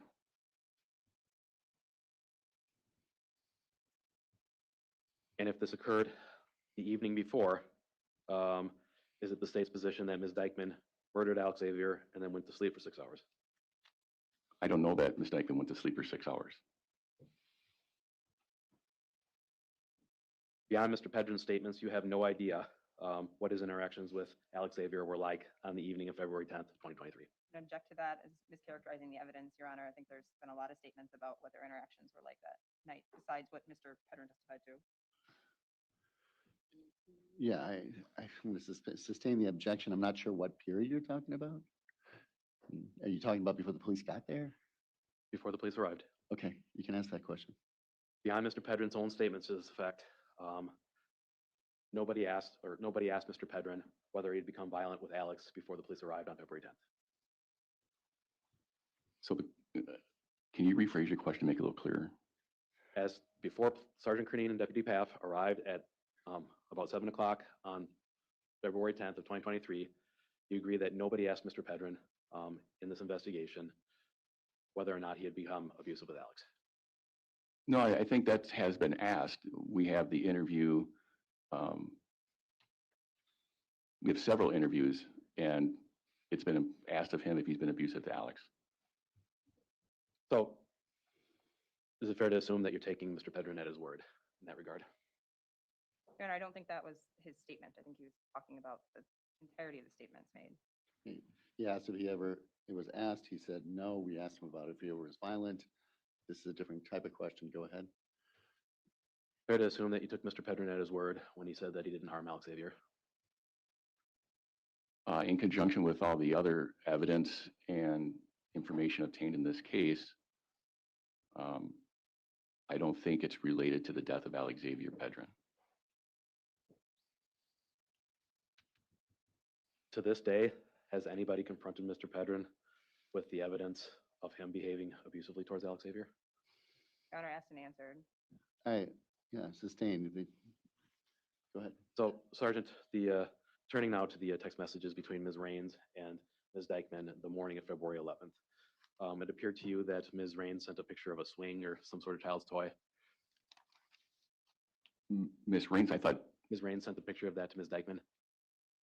I thought it was the other way around. Okay. But I would have to look at it to refresh my memory. Well, let me just ask you this. Ms. Dikeman's response was fairly innocuous about the swing or the photograph. Is that correct? What do you mean by that? They were discussing whether or not it would be a good sensory tool. Yeah, I recall that, yes. Would you agree with me that this does not appear to be the mindset of somebody who knew that she had just murdered her child? Your Honor, object to speculation. Sustained. Would you agree that there was no apparent alarm in Ms. Dikeman's responses in those text exchanges when they start back up around 9 a.m.? Oh, well, I missed the question. I think Attorney Zach removed microphone. There was no apparent alarm in Ms. Dikeman's responses when she starts texting again at around 9 a.m. I guess it would depend how you context alarm. These are text words that can be read and inferred. Well, we're talking about the text related to this sensory toy. Would you agree that those appear to be completely normal? Yeah, I don't understand. In other words, her first response wasn't, oh my God, Alex died. Let me tell you how much I like this toy. No. Give me 1 minute.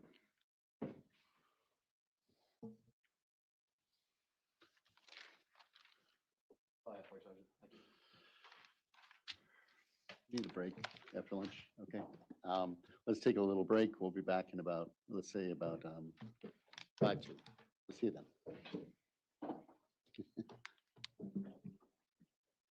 We will not take a break. We're gonna speed right past this, Mr. Judge. I did speed it up for us too, guys.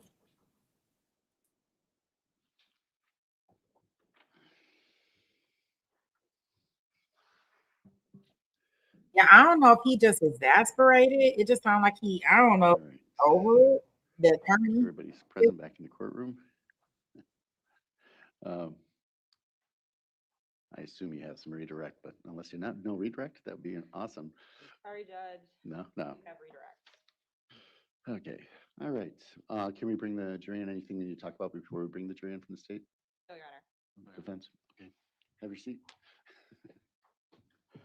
The jury.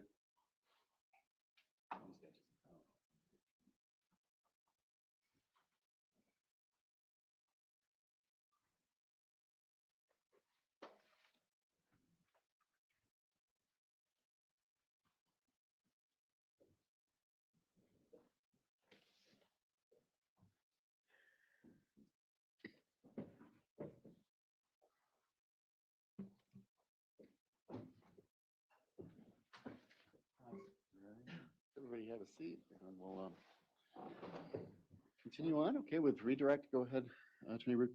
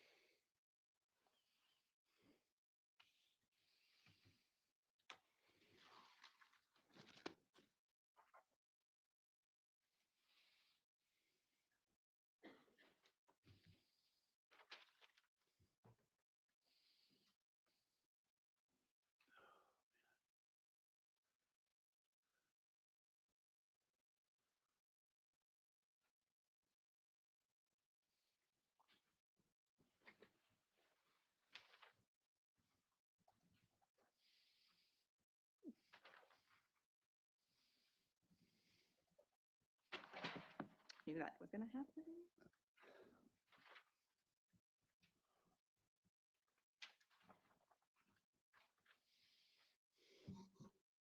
Thank you for your patience.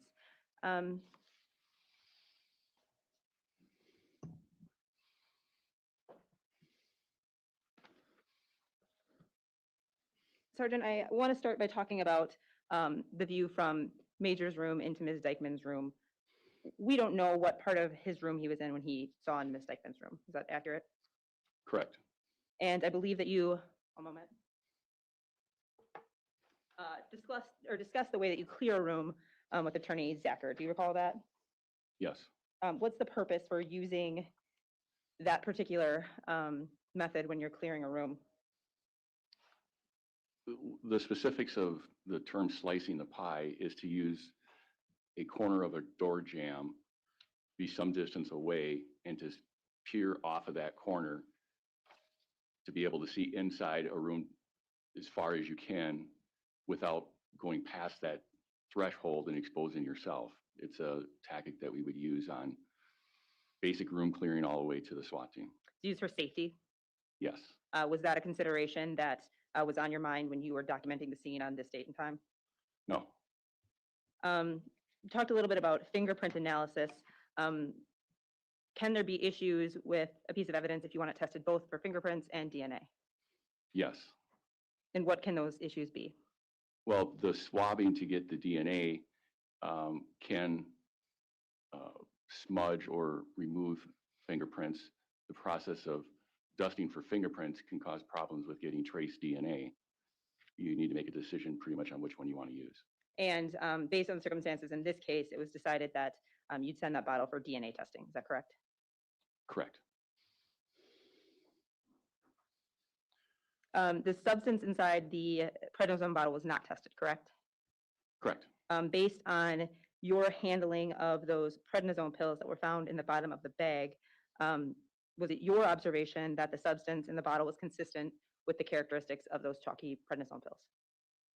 Based on my training experience and personal use of prednisone, it appeared to be the same. Regarding the recorded phone calls, was the practice that you used with Mr. Pedron approved by law? Yes, And in those conversations, did Ms. Dikeman ever accuse Derek as being the source of Alex's injuries? never. She was expressing relief after she heard that there were no substances identified in his system, correct? Didn't think it was substances. I think there was no pill fragments in his stomach is what was said. Okay. And after that statement was made, she expressed relief. Yes.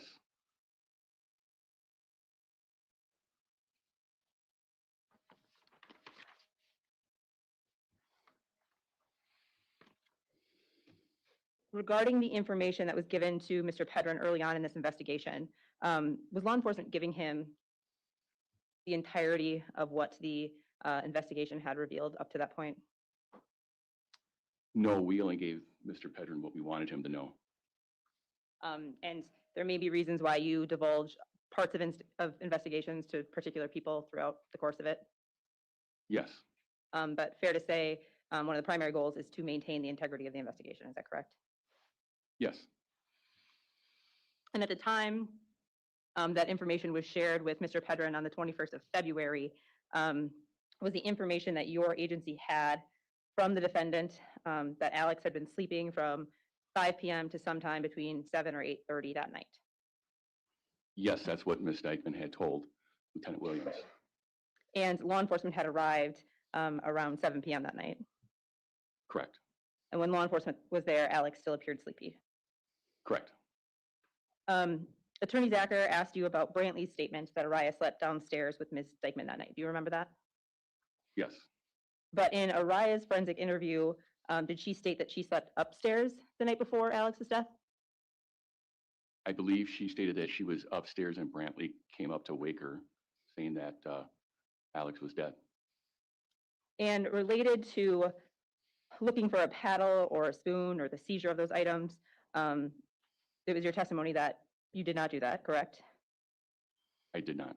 On the date of your search warrant at the residence, did you have the information from the children's forensic interviews that a spoon or spatula may have been used to hurt Alex? I did not. The search occurred on February 11th, and we did not forensically interview the children until February 12th. Certainly there were kitchen utensils in the home. Yes,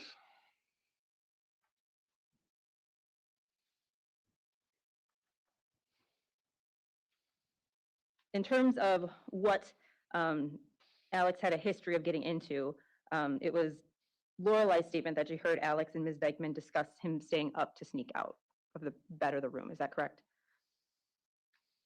can you repeat the question? It was Lorelai's statement that she heard Alex and Ms. Dikeman the night of the 10th on the phone have a conversation about Alex staying up to sneak out or something along those lines. Similar, yes. And when Ms. Dikeman gave her statement to law enforcement, what did she specifically talk about Alex getting up in the middle of the night to sneak? It was snacks and food, and I think it was Red Bull. And were there statements of the children in their forensic interviews that Alex would get in trouble for lying and stealing food? Yes, Specifically, did Brantley say that Ms. Dikeman would kick Alex for that kind of behavior? Sustain. Did, in her interview, Ms. Dikeman tell Lieutenant Williams that she never had a problem with the kids getting into her medication before? I believe that was stated, yes. Also related to Lieutenant Williams, do you recall Attorney Zacher asking you about Lieutenant Williams' impressions that Derek was being untruthful about some things in the beginning of the investigation? I don't recall. Is it fair to say that law enforcement also had significant concerns about whether Ms. Dikeman was telling the truth in the beginning? You opened the door by asking the questions about Mr. Pedron, Your Honor. Overruled, go ahead. Could you repeat the question? Is it fair to say that law enforcement also had significant concerns about whether Ms. Dikeman was telling the truth in the beginning of the investigation? I started having questions more once we did the physical examination of Alex Xavier's body with medical examiner Beth Levinsky. Having some of that information from Lieutenant Williams of his interview, I started having concerns, yes. Do you remember being questioned about whether or why Laura Lee's son was not interviewed about the leg break. Yes, But was Laura Lee's statement to law enforcement that her son didn't actually witness the fall, but that Major told him about it? correct. And at the time of Laura Lee's interview, the information law enforcement had from Major's forensic interview was that he hadn't witnessed the fall either, but another child had told him about it. Is that correct? I believe that's correct, yes. Is it fair to say there would have been a pretty insignificant amount of evidentiary value in having a child forensically interviewed about something he heard third hand? Correct. Attorney Decker also brought up the information you put in your report about what Laura Lee's aunt said, correct? Yes, But the comment that was included in your report, that was her statement, not yours, correct? correct. You're including it in your report to provide an accurate summary of who you talked to that day and what they said. Correct. And of course, your police report is just a summary of that entire interview. That is correct. You were also asked by Attorney Zacher about statements Ms. Ehlers made to law enforcement about a video sent to Laura Lee. Do you remember that? Yes, And you were present for that interview with Ms. Ehlers on the 14th of February, correct? correct. And it's true that Ms. Ehlers had never actually seen that video with her own eyes, correct? I don't believe so, no. But she had been recently made aware that such a video existed. Could you repeat the question? Was it Ms. Ehlers' statement that she had recently been made aware that a video like that existed? Can you clarify which video you're talking about, please? Just at this point that there was a video that may show Mr. Pedron hurting Alex. Correct. When Attorney Zacher asked you about Ms. Ehlers' statement on the video, he described it along the lines as Mr. Pedron having his hands around Alex's neck and Alex up against a wall, correct? Correct. That insinuates that there was both a video that we've already discussed about Alex in the car and then one with him up against a wall, correct? Correct. But in Ms. Ehlers' statement to law enforcement regarding that video, she never said Alex was up against a wall, correct? No. She said that Mr. Pedron put his hand around Alex's neck and then the video shows him screaming, correct? Yes. And that fits the characteristic of the video that we've seen in court, although you may not agree with the conclusion of what happened in that video. Is that correct? Yes, we're talking about the van video. You were also asked questions about Laura Lee emailing you a video she had of Derek hurting Alex. Do you remember that? Yes. But then there was an issue with your download of that video. Yes. Did you document that you had an issue downloading that video in a report? Yes, I did.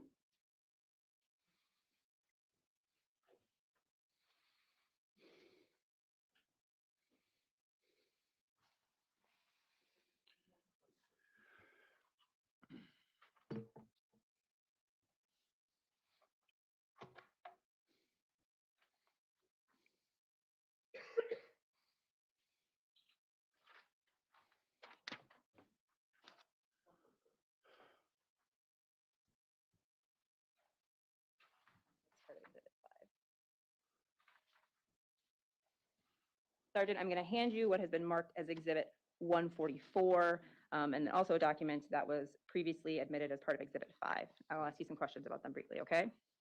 Okay.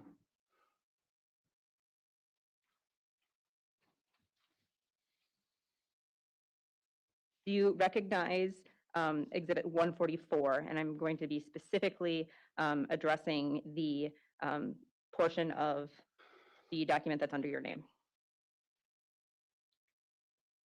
Yes, this is a written report that I authored March 30, no, sorry, right around March 24th of 2023. And is it a fair and accurate depiction of the report that you wrote related to the email and download issue with the content from Laura Lee? Yes. You're going to remove the admission of Exhibit 144. I'm just going to use it for a very limited purpose. You received? Sergeant, does the email indicate the file name of the .mov file that Ms. Pedron attempted to send to you? That Ms. Raines tried sending to me? Yes, thank you. Yes. Yes, it does. And what is that file name? IMG_.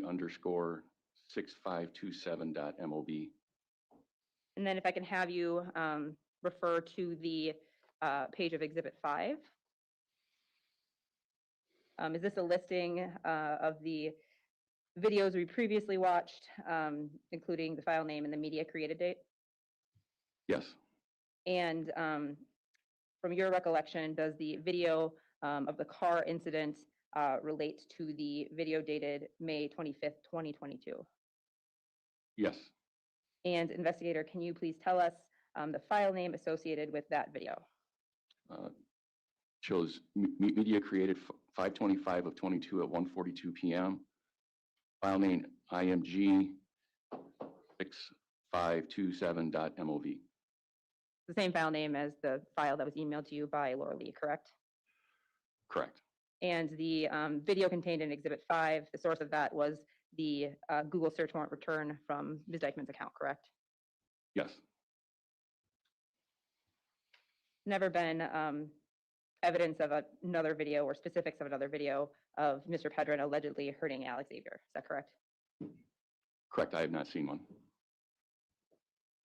Speaking of the cameras in the home, you know that Ms. Dikeman had access to the cameras based on the contents of her phone, correct?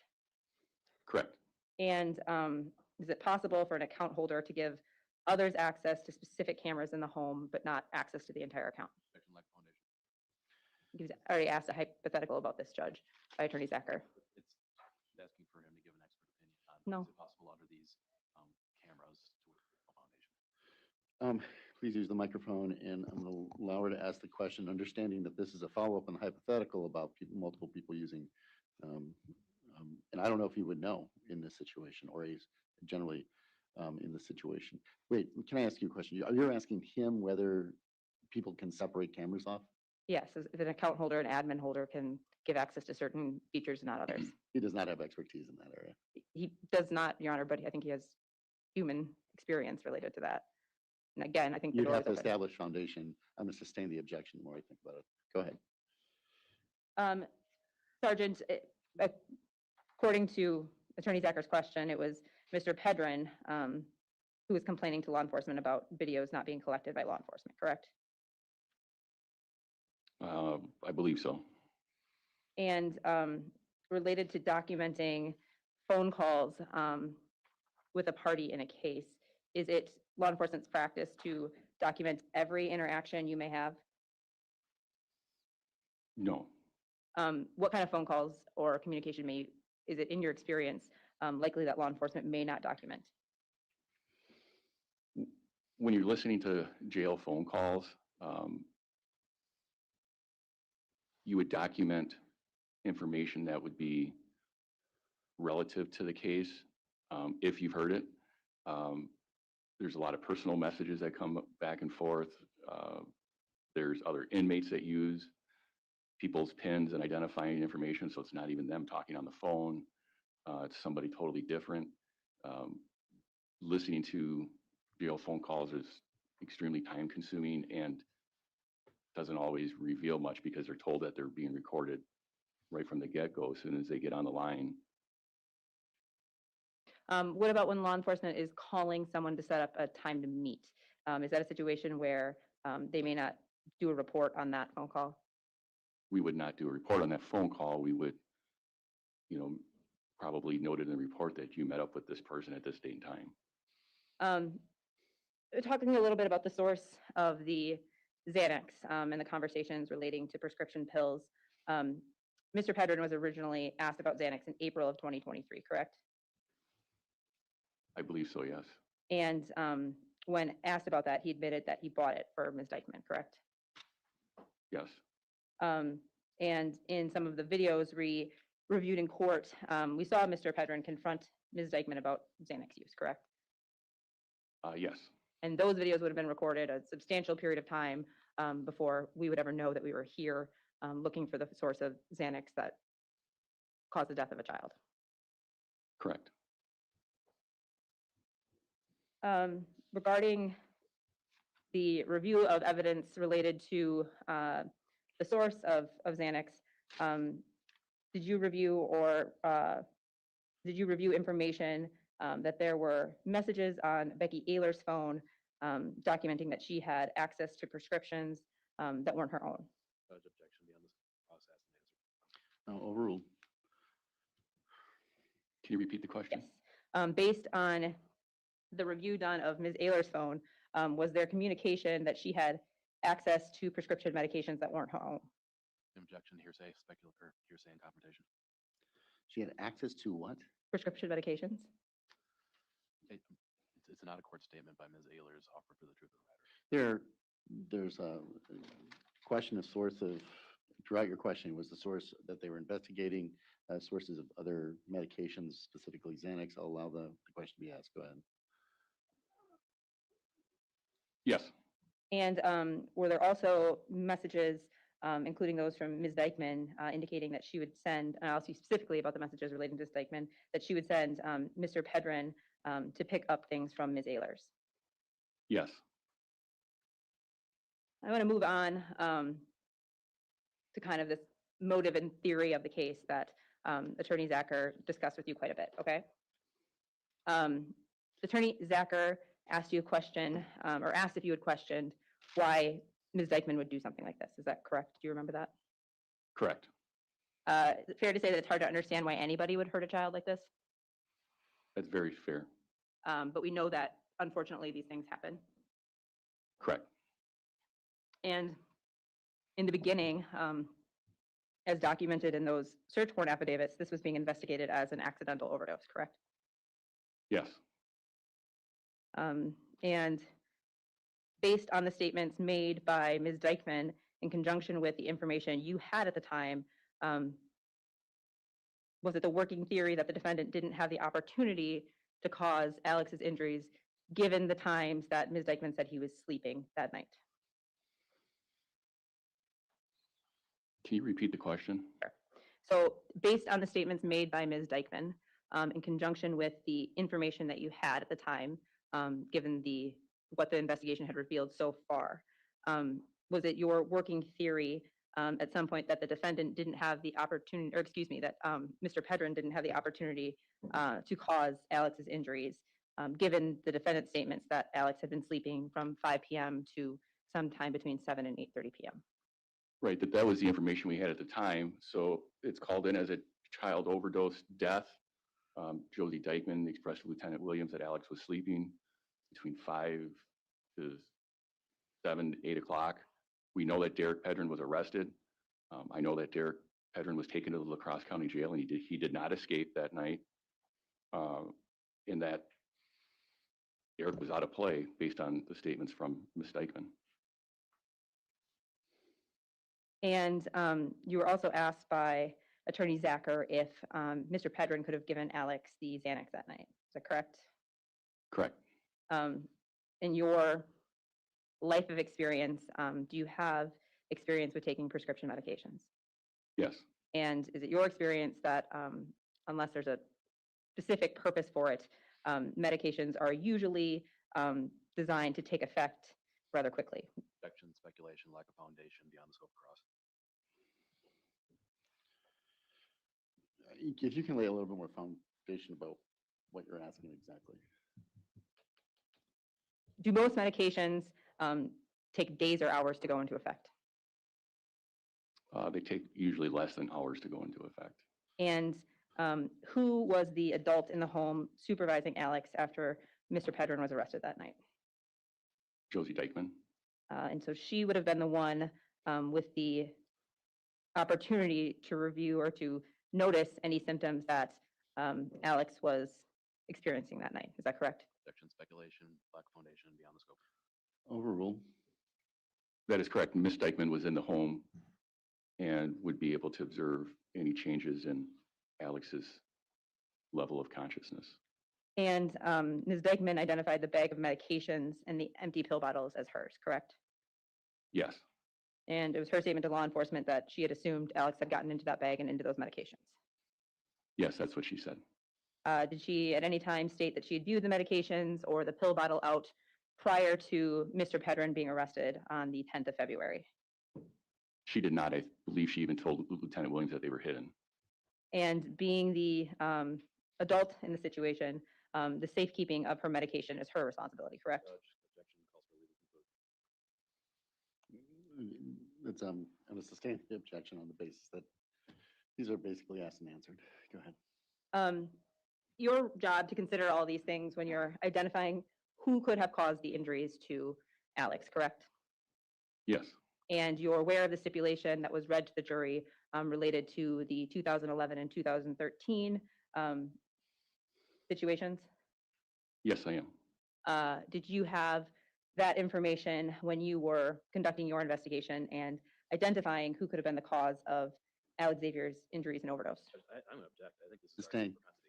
Sustain. I'm Judge, I Yeah. understand. Yep, I understand. fine. I just want to say I was specifically directing it to identity.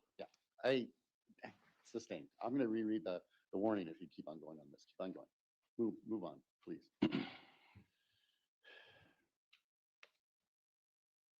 There was testimony by Ms. Dikeman that Alex had woken up that evening after Derek was arrested and he was feeling better, correct? Are you talking about Ms. Dikeman's interview? Yes, statements. Thank you for that correction. Can you repeat the question? Yes. There were statements by Ms. Dikeman that Alex woke up sometime between 7 and 8:30 and he was feeling better. Correct. And then we had the statements by Laura Lee that she heard Alex on the phone around 10:45 that night, correct? That's correct. And Ms. Dikeman told law enforcement that she was up with Alex until 3 a.m., correct? Correct. You didn't indicate to law enforcement that he was showing any symptoms of anything before he fell asleep, correct? That is correct. And Ms. Dikeman and Raphael stopped their communication around 2 a.m., correct?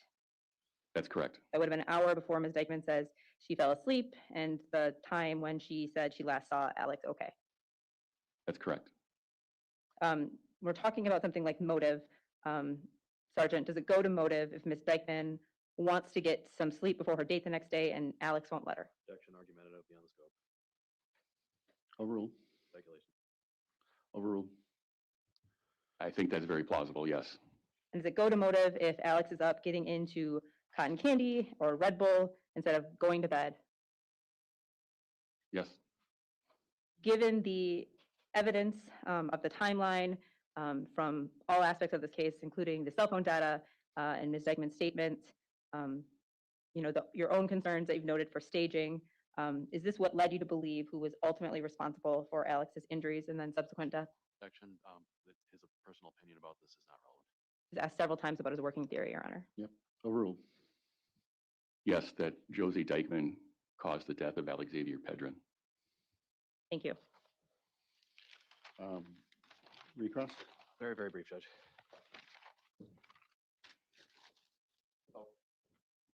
In the video that Ms. Rood referenced about the conversation on the couch discussing Xanax, do you recall just being asked about that?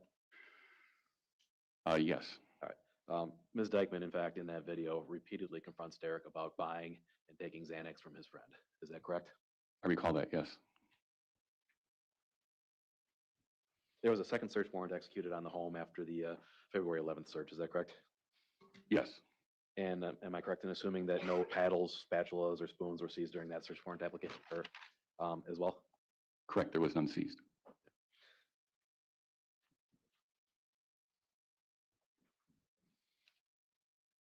Sergeant, are you aware of what time Ms. Dikeman was supposed to meet Mr. Profero for the date the next day? I thought it was sometime mid-morning from what I can recall. If I told you 11 o'clock, does that sound accurate? I'm going to object. I don't know if he recalls. Do you recall? No, I just recall sometime mid-morning, I thought. And Alex had been living with Josie for years by the point of February 10th. Is that correct? I don't know how long, but he had been living with Josie and Derek Pedron, yes. And you don't know whether or not Alex was awake and up and keeping Josie up. Is that correct? At what time? By 3 a.m. Josie Dikeman said that he was asleep. He went to sleep at 3 a.m. That's what she told Lieutenant Williams. And once more, the children in the home did not describe a violent beating or an intentional overdose inside of that bedroom when Alex went to sleep. I don't think Alex would have been asleep when that would have occurred. You have no idea whether or not Alex actually got into cotton candy or food or anything that evening. Is that correct? There was so much food and particles around, I cannot tell you exactly what he got into or did not get into. And let me ask you one that I forgot to clarify earlier. Would you agree with me that having overripe bananas in your home is not evidence of neglect? In itself, no. That's all I have. Any redirect? Nothing on that, Your Honor. Thank you. Let me step down. State have any further witnesses? No, Your Honor. State rests. Okay. With the state resting, and we need a few minutes to discuss some things. I'm not sure we're going to go back to testimony or not. I'm going to figure that out if you could. Again, today I'm going to try to still end by 4:30. Tomorrow we might go a little bit later, till 6. I'm not sure you think that's a little bit, but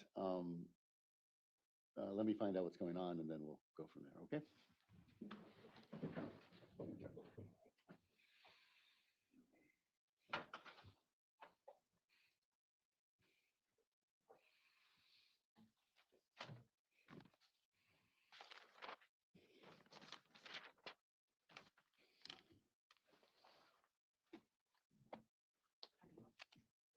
Oh, yeah.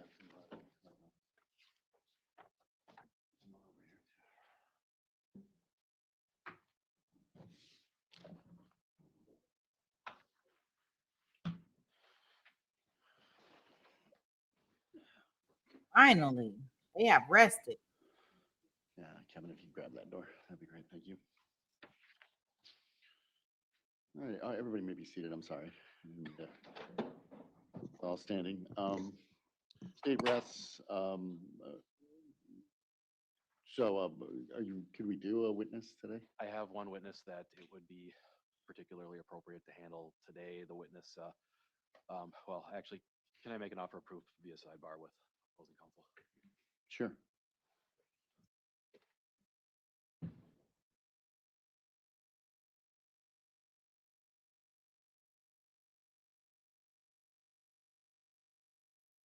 And the taking was required to cause death in this case.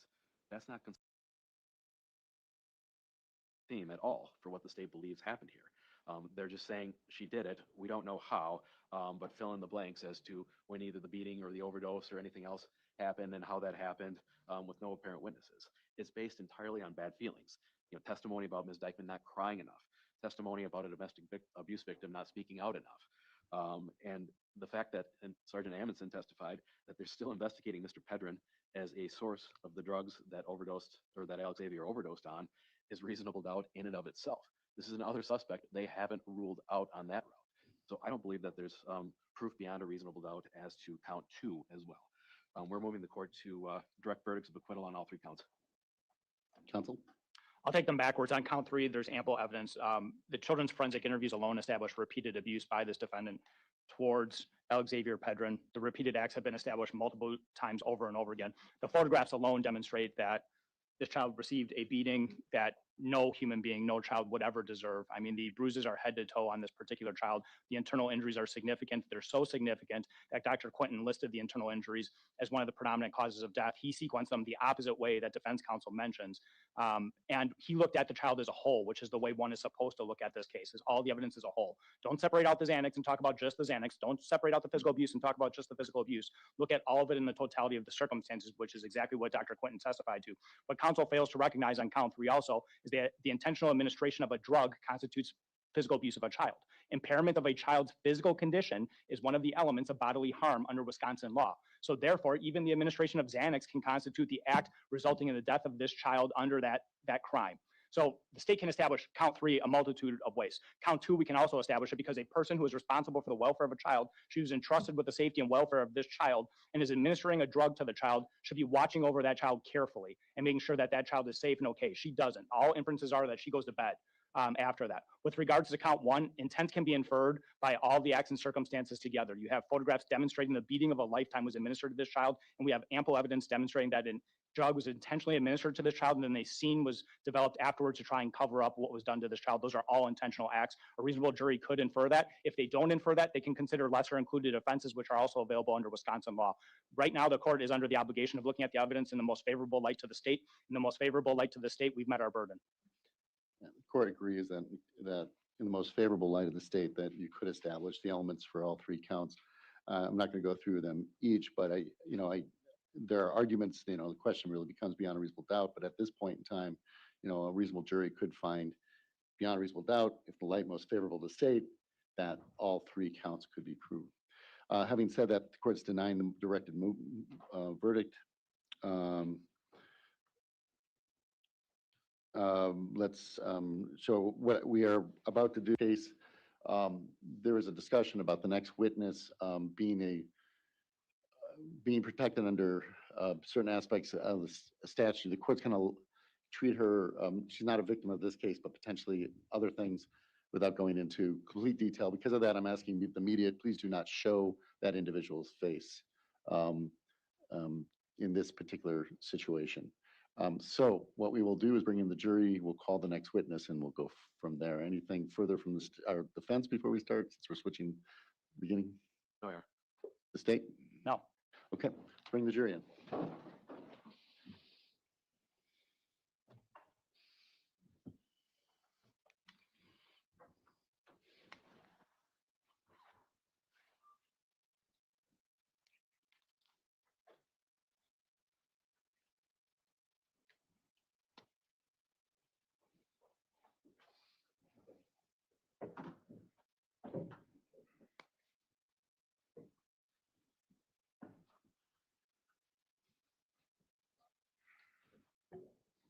All right, everybody may be seated. Ladies and gentlemen, as you heard, that the state has concluded their case. They have rested. At this point, the defense is going to be calling a witness. I'm going to try to get one more witness in before we end today. I'm going to go ahead and call your next witness, your first witness, I should say. Thank you, Your Honor. We'll call Misty Craig. Okay.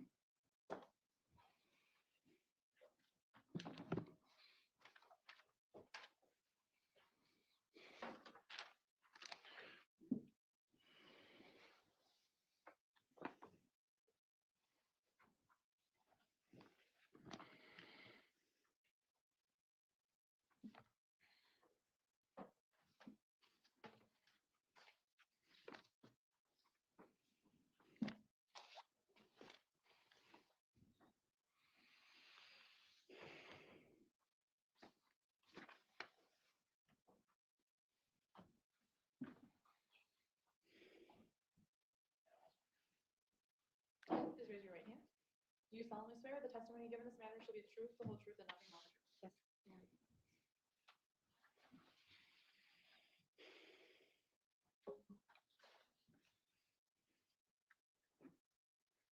You proceed, Your Honor. Go ahead. Okay. Afternoon, ma'am. Could you please state your name and spell your last name for the record? Misty Craig, C-R-A-I-G. I'm going to start by asking you, are you here because I've served you a subpoena requiring you to appear? Yes, Do you know Derek Pedron? I do. How do you know Derek Pedron? He is the father of my child. Okay. Were you one time in a relationship with him? Yes.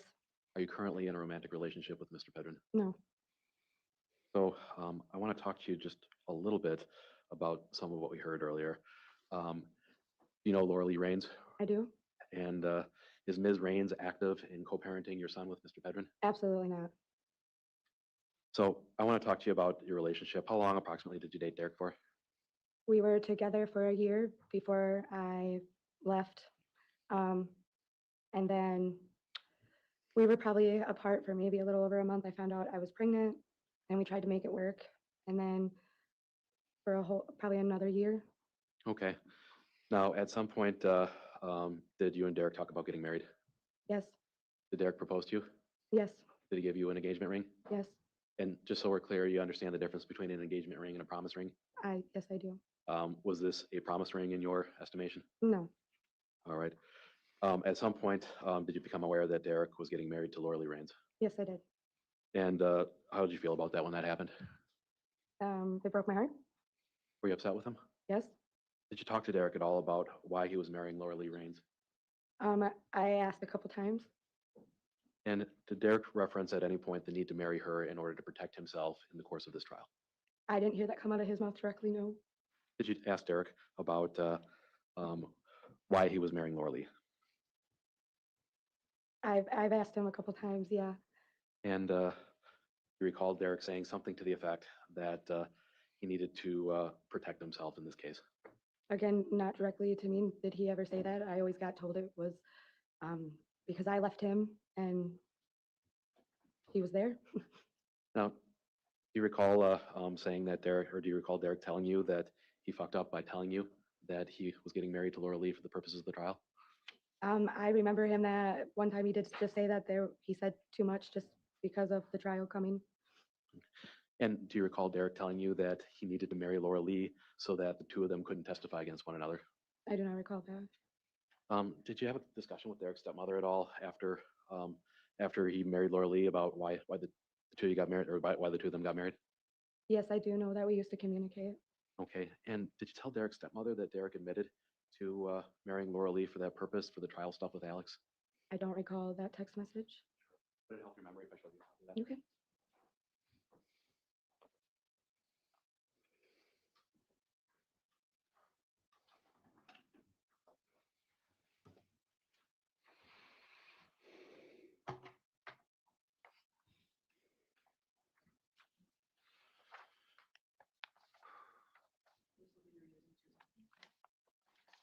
This is 271. Okay. Yeah. Just so you know, there was one that we used 271 for, I think, so we're reusing that number for a different exhibit. Mr. Craig, I'm showing you 271. Why don't you give that a read?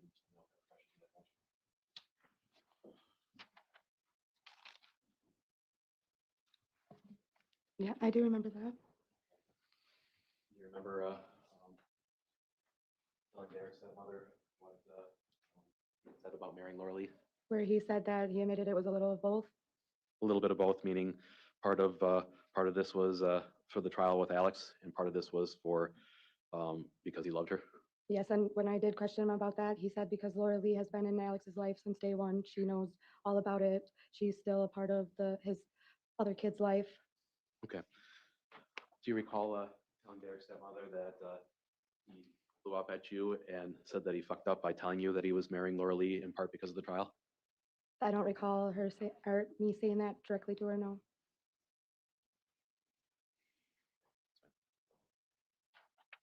Do you recall Derek telling you that the two of you would be together in the long?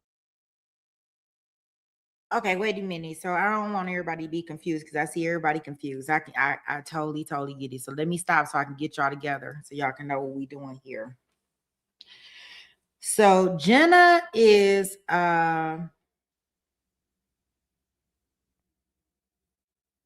Josie's friend. Okay. Jenna took the stand in the prosecution's case and she said, look, me, Misty, and what's that, Derek, we got this complicated relationship. Yes, he is married to me and we are together. And yes, he is also with Misty. Misty is the mom of his youngest baby, who is 10 months old. So what Jenna previously testified to is she said, look, a day or two after we got married, he found out that Misty was pregnant. So it's crazy because Misty is here on the stand like, no, we ain't together. I ain't messing around with him. I was heartbroken, blah, blah, blah. But Jenna presented it like it was this kumbaya. She the sister wife and everything is great. Misty do have the youngest baby with him. From everything that I gather. And the reason why they bringing her in here is because the rumor has it that the reason why Derek married Josie's best friend, Jenna, was to protect like those spousal privileges. So that's why when Jenna was on the stand, the prosecutor was like, have you ever heard of spousal privileges? Has anybody mentioned to you about spousal privileges? Has anybody said anything about that? Yeah, Laura Lee. That's I think her name is one whole thing. Jenna Laura Lee, Jenna, something like that. So I don't know. I think that's how I go. Maybe I got it wrong. Okay, Laura Lee is with Derek now. Okay, so who is Jenna? Am I saying it wrong? Oh, okay. Jenna is AJ's mom. Okay, got it. Okay, so Laura Lee. But Laura Lee was Josie's best friend, right?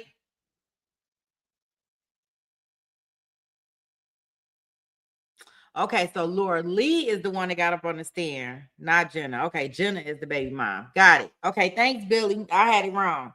I'm saying the names wrong, adding more confusion to what I thought was unconfusing, y'all. Okay, so I got the names wrong, but the motto is right. So Laura Lee is Josie's friend. Well, they were friends. That's the friend that she was quote unquote on the phone with that night to 3 a.m. She married Derek, and the reason why Misty is up here is because, according to the rumor, Derek only married Misty's best friend, Laura Lee, because she knew too much, and that way she wouldn't have to incriminate her spouse. But when Laura Lee got on the stand, she had like they was one big happy family. If that was the first thing that they talked about. They complicated relationship about Derek being with her, Derek being with him, with her, and Derek being with Misty. But Misty up here like, fuck, like, no, that was not part of the plan. I was mad at him. No, I'm not with him. So, I don't know. I don't know. Somebody got something wrong. And it seemed like she trying to walk back. Misty here. Seems like she trying to walk back. Derek is telling her, look, baby, I only married Laura Lee because she know too much, and I need to make sure when this case goes that I with spousal privileges, I'm good. So it looks like she's trying to walk that back, but we'll see.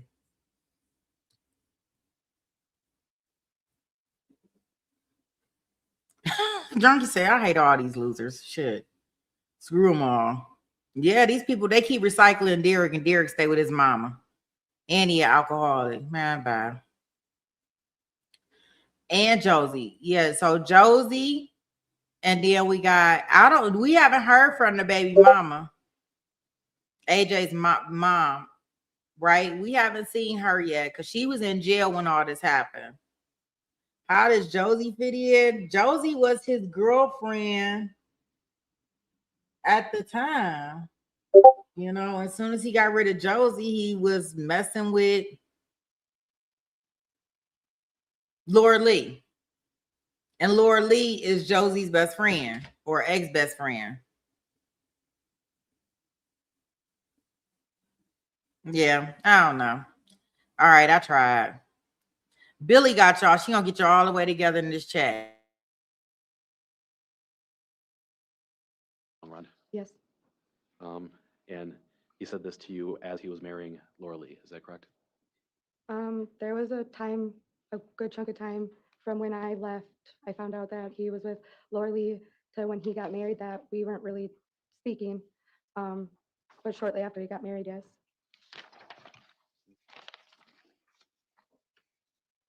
I'm gonna staple an exhibit here, have it. Have a copy.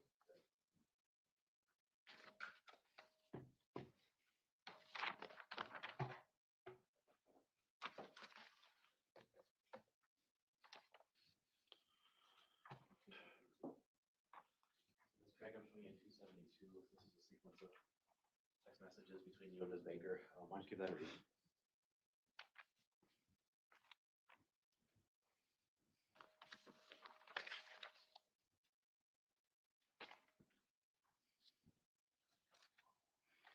Okay. Oh, you. Recall that message you gave Ms. Baker. Yes. And it looks like you're talking about a couple of different things. Yeah. So you're asked by Ms. Baker at the beginning whether or not whether or not he told you that he was marrying, it says juror, J-E-R, I assume that means her, Yeah, I'm guessing. because of the court stuff with Alex. You respond initially talking about trying to have a civil discussion about dividing property. Is that correct? Yes. But after that, there's a separate paragraph and you say, yeah, and then said he fucked up by telling you that. Yeah. Not what it says. He fucked go by telling me that. My bad. Yeah. Is go supposed to be up? Yes, sir. Thank you. Offer 272. Be received.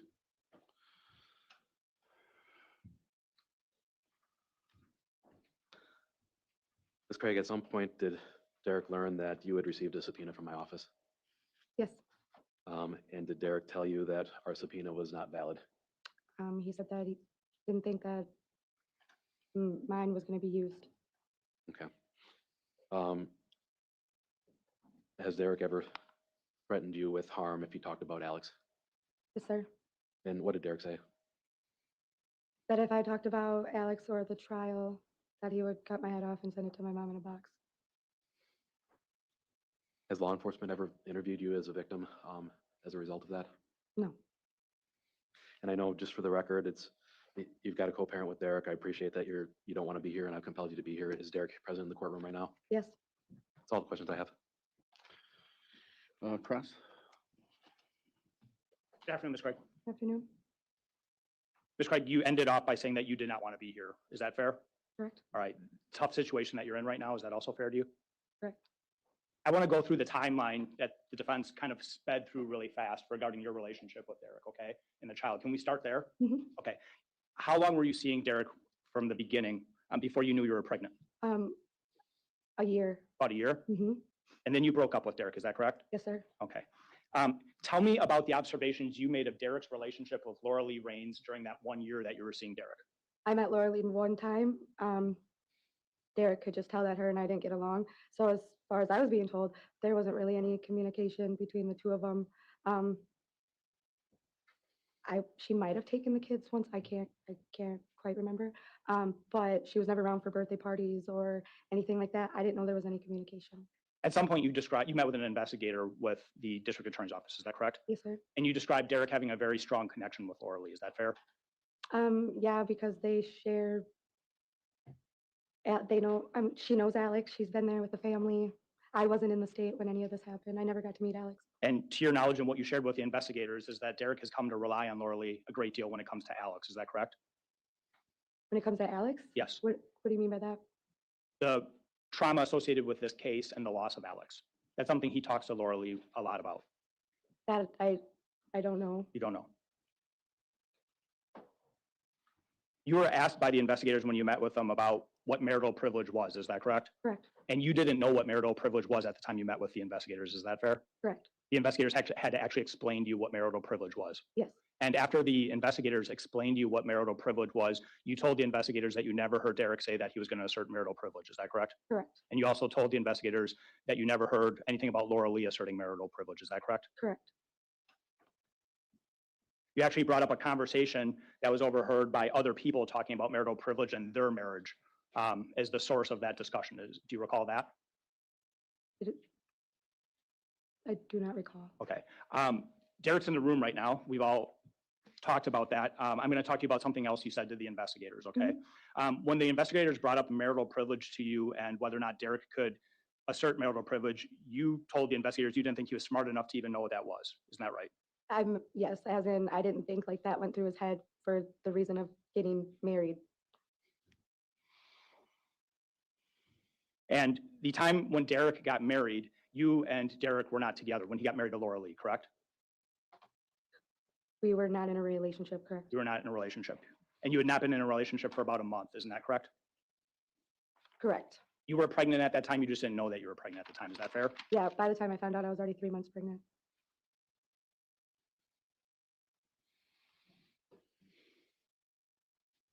Derek's made threats to you regarding Alex Xavier. You just told us that, correct? Correct. Threats that are violent? Correct. They weren't associated with you testifying in this case, though, were they? No. They were associated with you talking about Alex Xavier. Isn't that fair? Correct. Okay. They had nothing to do with this case or this trial. He just didn't want me to bring up anything about Alex or the case. He just didn't want you to talk about it. Correct. And even talking about it was something that made Derek very angry. Yes, Okay.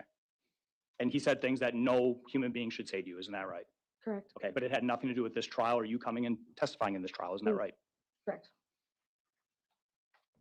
Defense counsel asked you a question about the subpoena you received, and he made it sound like Derek told you you don't have to comply with that subpoena. Isn't that right? Yes, The reality is, what Derek said to you is he didn't think you had anything to talk about with regards to this case. Isn't that right? correct, because a different incident wasn't, Were you living in the state at the time that Alex Xavier died? no, I was Were not. you involved with Derek Pedron at the time that Alex Xavier died? No, I was not. Did you even know who Derek Pedron was at the time that Alex Xavier Pedron died? No, I did not. Okay, outside of your child that you have with Derek and the relationship that you had with him at some point, do you have anything relevant to offer with regards to the actual death of Alex Xavier Pedron? No, I do not.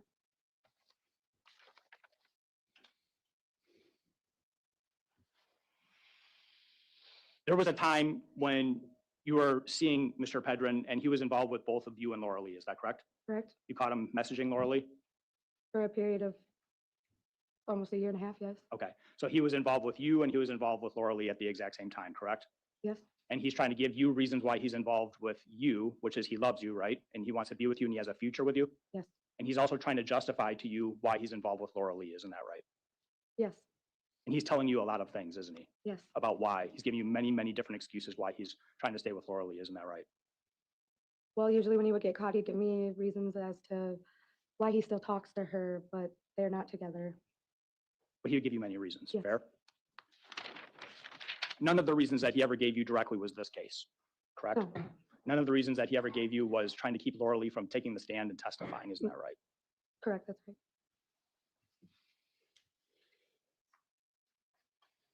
You had some of your own reasons you thought he may be seeing Laura Lee, isn't that right? After you and he broke up. Yes, He didn't have a place to stay, did he? no, And you thought he maybe was moving in with Laura Lee and starting a relationship with Laura Lee, so he had a place to stay. yes. He didn't have a car or a ride to work or a way to get around, did he? He wasn't able to drive, no. Okay. And so you believe that he was also staying with Laura Lee for a car or transportation or a way to get around, isn't that correct? Yes, All right, Ms. Craig, I just want to make sure I understand everything that you've told us today. Derek Pedron has not once threatened you to not come into this court and testify, correct? correct, Sustained. He has never once told you that he married Laura Lee to keep her from taking the stand. correct. If you're gonna repeat all the questions it said, I'm gonna sustain these asked and answered. Okay. Anything new?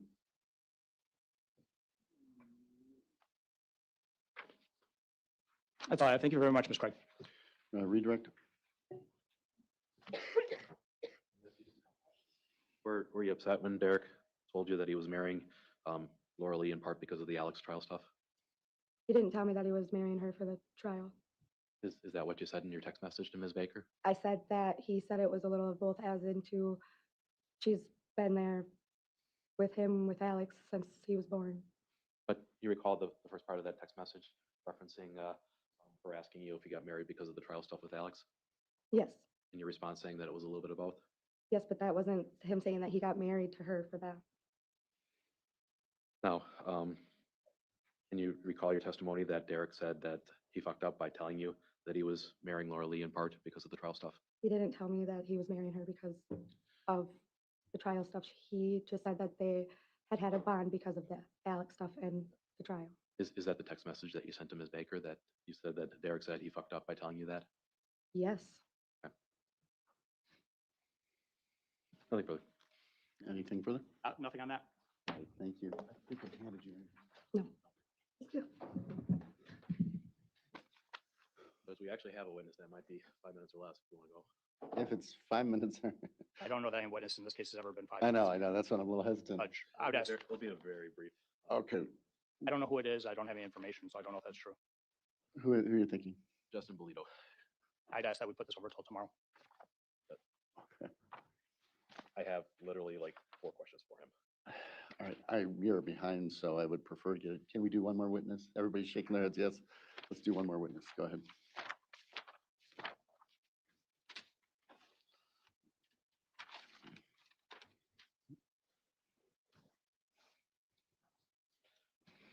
Can we have just a brief sidebar on this, just real quick? Sure.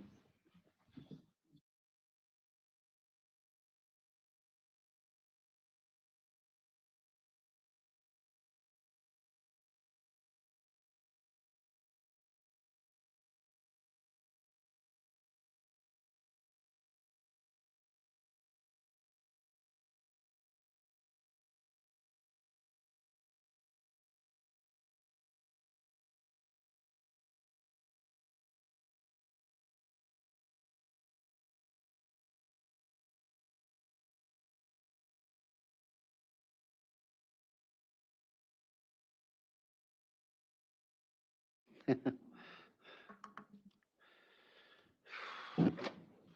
right.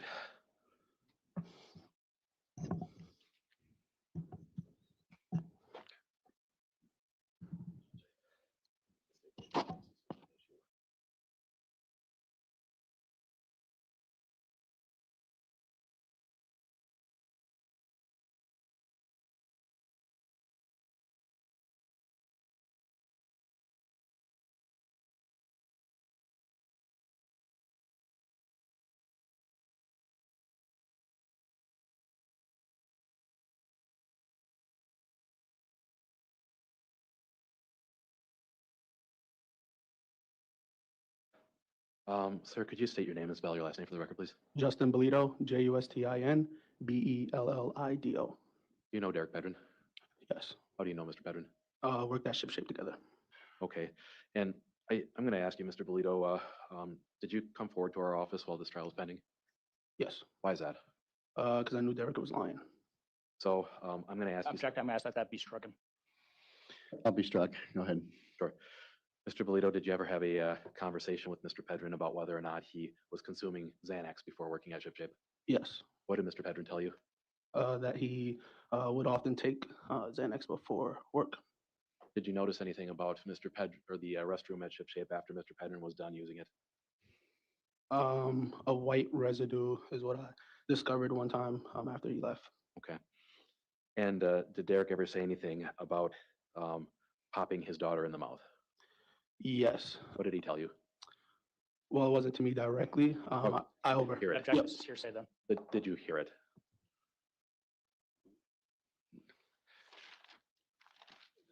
Yeah, I'm sustaining the hearsay unless he actually heard it come from Mr. Pedron. Did you I hear did. Mr. Pedron say this? Yes. What did you hear Mr. Pedron say? That he popped his daughter, I want to say, in the mouth. What did you take that to mean? Sorry. What did you take that to mean? He put his hands on his daughter. Okay. And Mr. Bellido, it looks like that you've been convicted of 2 counts or 2 crimes. Is that correct? Yes. All right. Did you reach out to my office to provide me with this information when the trial was underway? Yes. All the questions I have for you, sir. Cross? You were fired from the place that you worked with Mr. Predin, isn't that correct? When it's Fired from ShipShape, weren't you? I had a choice. No, you had a choice to leave or they were going to fire you. That's the choice, correct? Yes. So that's being fired, Yes. right? You agree with me? Yes. You said you have 2 criminal convictions, correct? Yes. Did that involve another employer? Yes. And that was after ShipShape, correct? No. Amazon was not after ShipShape? I believe I worked for Amazon before ShipShape. Are you sure about that? As you sit there right now under oath. If I'm not mistaken, If the criminal complaint from your 2 convictions says 2023, 2024, that would be right. that'd be right. So it'd be, ShipShape would be before that, ShipShape would, I worked at ShipShape 24 to 25. 24 to 25. Right. So Mr. Pedron made statements to you about Xanax 24 to 25 after this took place? After what took place? After the death of his child? That's what you're Yes. telling us? He made these statements in 24 to 25 about Xanax. Right. By the way, you left, you were fired from ShipShape because of your drug use at that employer, isn't that right? Beyond the scope, relevance. It's very relevant. It goes to motive. Sustain, or, overruled, excuse me. You were fired from ShipShape because you were using drugs and you were caught using drugs and you were given a choice to stay or go. Incorrect. Incorrect? Yes. What was the reason? I took 2 weeks off to attend a work conference and for my girlfriend and up in the cities. And Brandon, my boss, forgot he gave me those weeks off and returned back and Derek told me I was fired. Are you sure the reason wasn't drugs? Yes. Are you sure that's what your employment records would show? Objection, badgering the witness. Beyond the scope, asked and answered. You know what your employment records would show? I don't. Would you be surprised to know that they're drugs? Yes.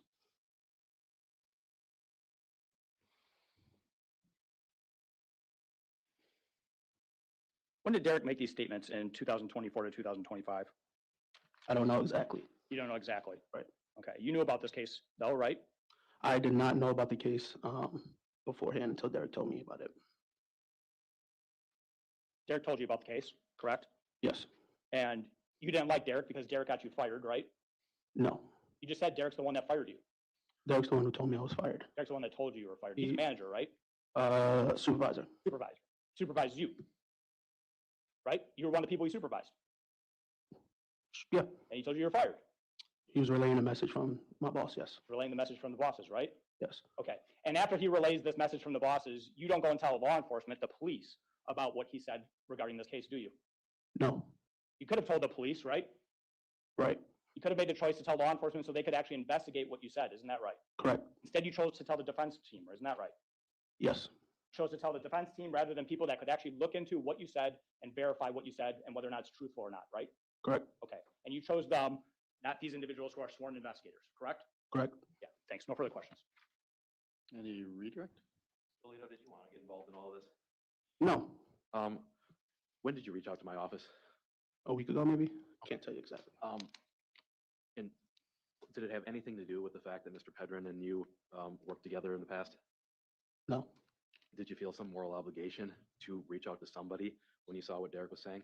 yeah, Did you even know that Xanax was an issue in Alex Xavier's death before this trial began?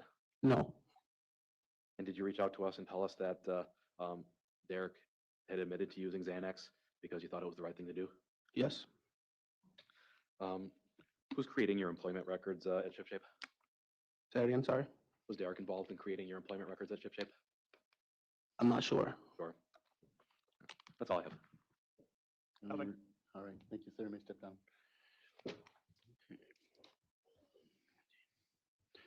Mr. Bolito is released. Thank you. All right. Okay, we are done for the day. We'll start back up at 8:30. Please don't talk about the case. I will, if you need something, let us know. I understand you did the right thing by asking for Tylenol, by the way. If anybody needs it, just let us know. I actually have some. So, all right, thank you.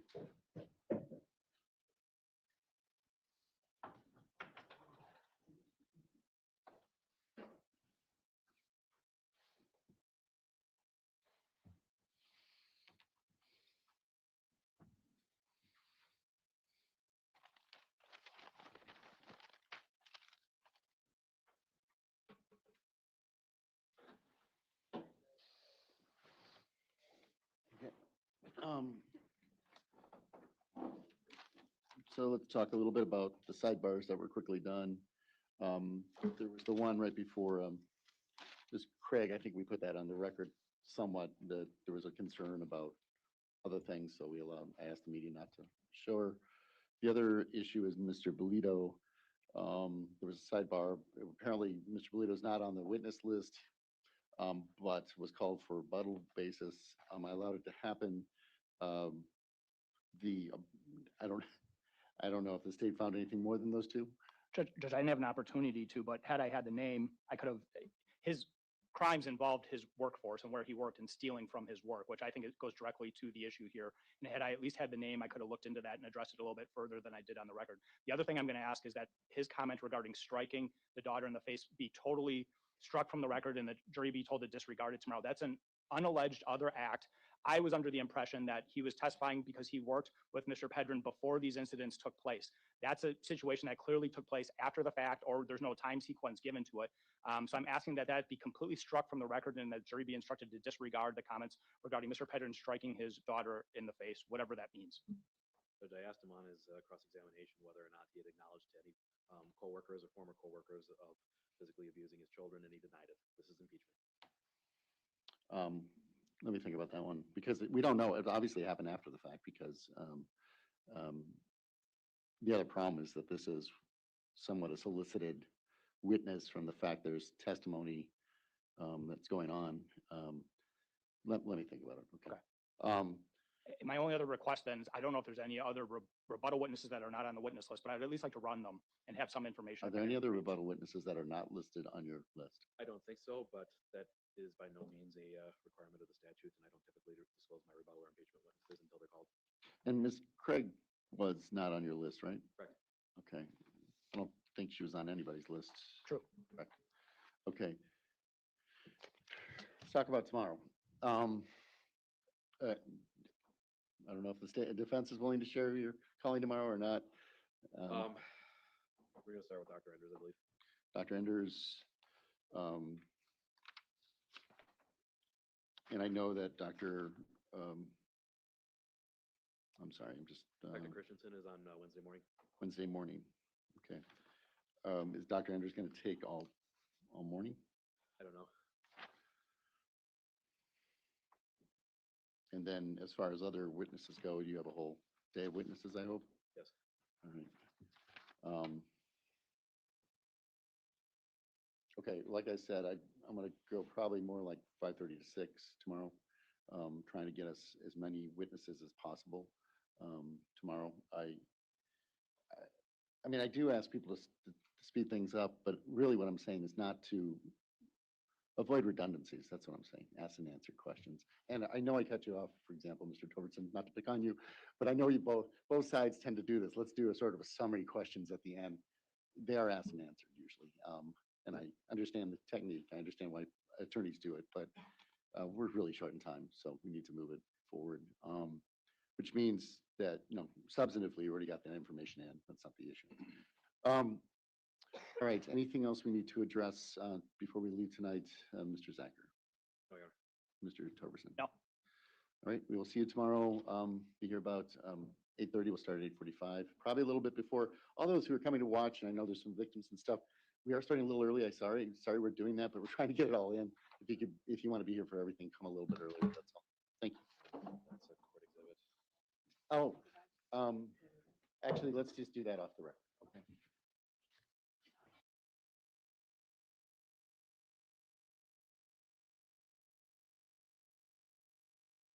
All right, so we are into the defense case. I don't know what they doing with these witnesses they brought up, but boy, oh boy, it seemed like both of them then backfired on them real quick.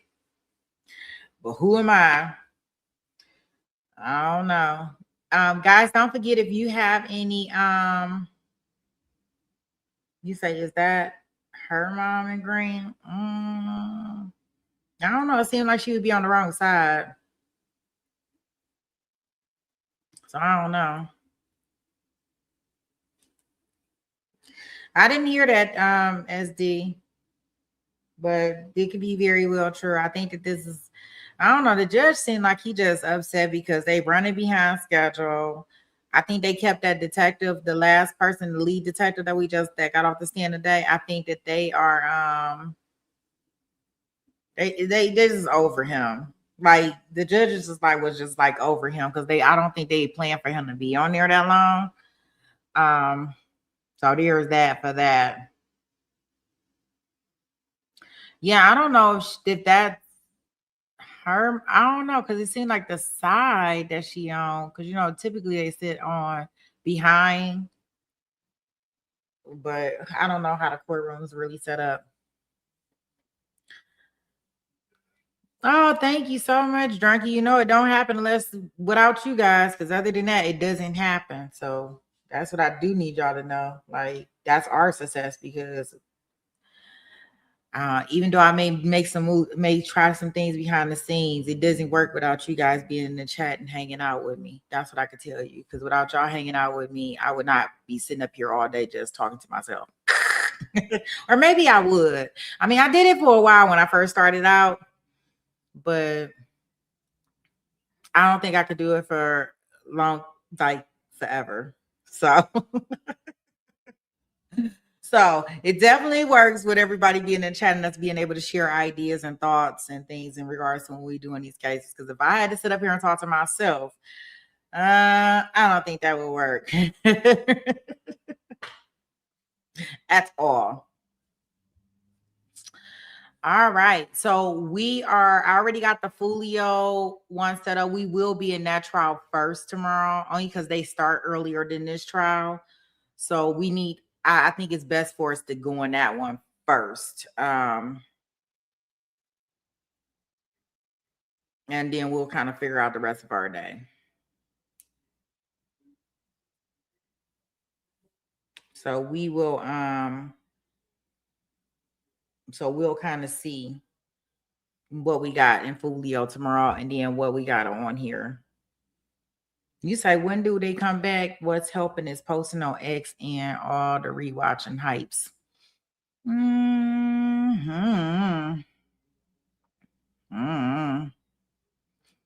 I don't know. I just think it's just different times where like, I don't know. I don't know. I ain't figured it out. As soon as I think I figured it out, it changes. But we done made it through another day. And we will continue on tomorrow.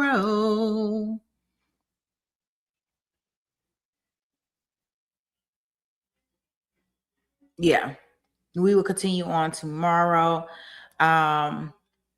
with this trial. You say you back for the outro? Hey, that's very important. So you know your job. That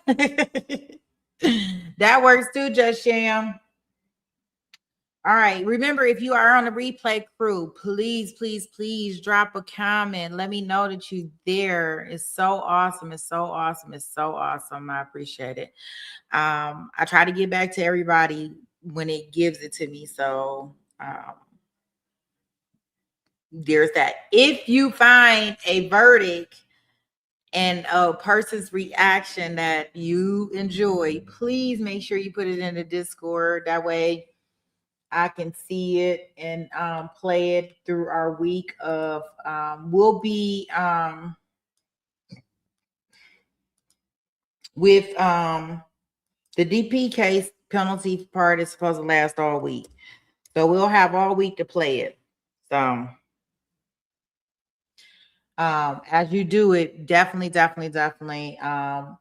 them in the Discord link. That way I can play them. I see Drunky put one in there. We'll share that one this week.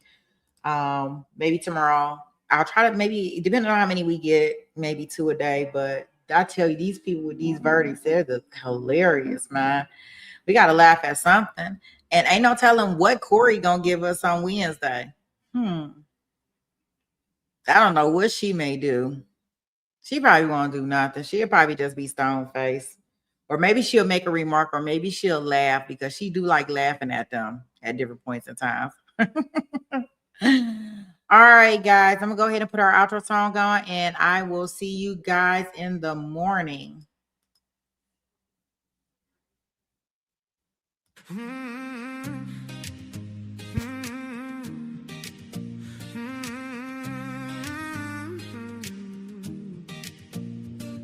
When Sweet Pea taps in, you know the courtroom lights go bright. Trials running long, but the family's here every night. Mars on patrol, chatter showing out. This little YouTube corner's what community's about. Therapist you know, steady holding down the floor. Behind the scenes magician, keeping peace like never before. A banner king, a rule keeper too. Every channel dreams of a mind like you. Jason walks in and the ladies lose control. Down to earth king with the warmest soul. Film freaks, kindness, man, it's always on display. Fair and sweet and cheering folks along the way. And Aurelia from SA keeps the laughter rolling free. Joking, shining, keeping spirits where they need to be. We're a family in the chat, side by side through every trial. Sweet Pea leads the way with that fire and that smile. We debate, we laugh, we lift each other higher. This Courtroom crew is everything we admire. Yeah, no matter what the case so far, we're forever taking to trial. Take it to trial.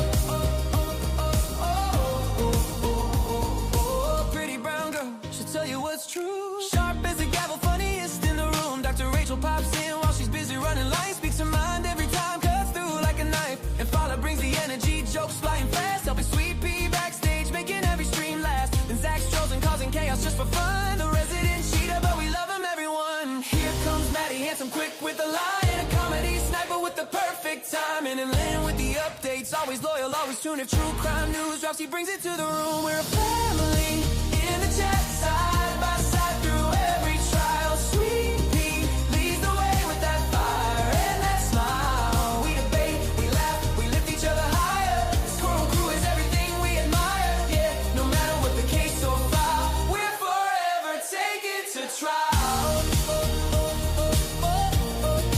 Take it to trial. Shamrock keeps us trending, replay queen.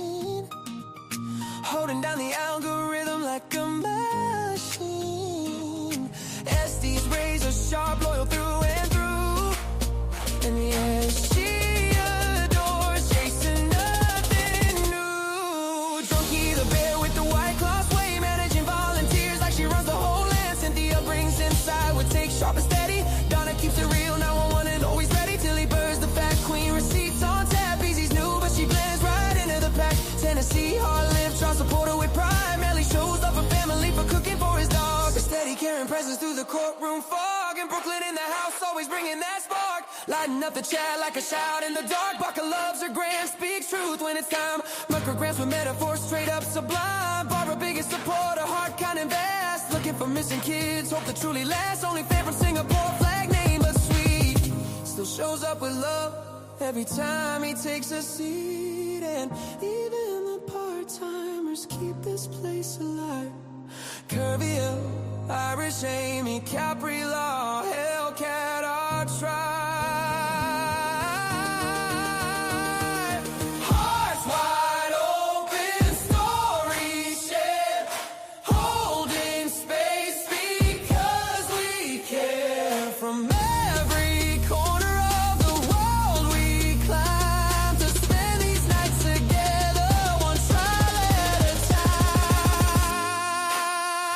We're a family in the chat, side by side through every trial. Sweet Pea leads the way with that fire and that smile. Mods and chatters, yeah, this love is something rare. A courtroom crew with hearts beyond compare. No matter what the case or file, we're forever taken to trial.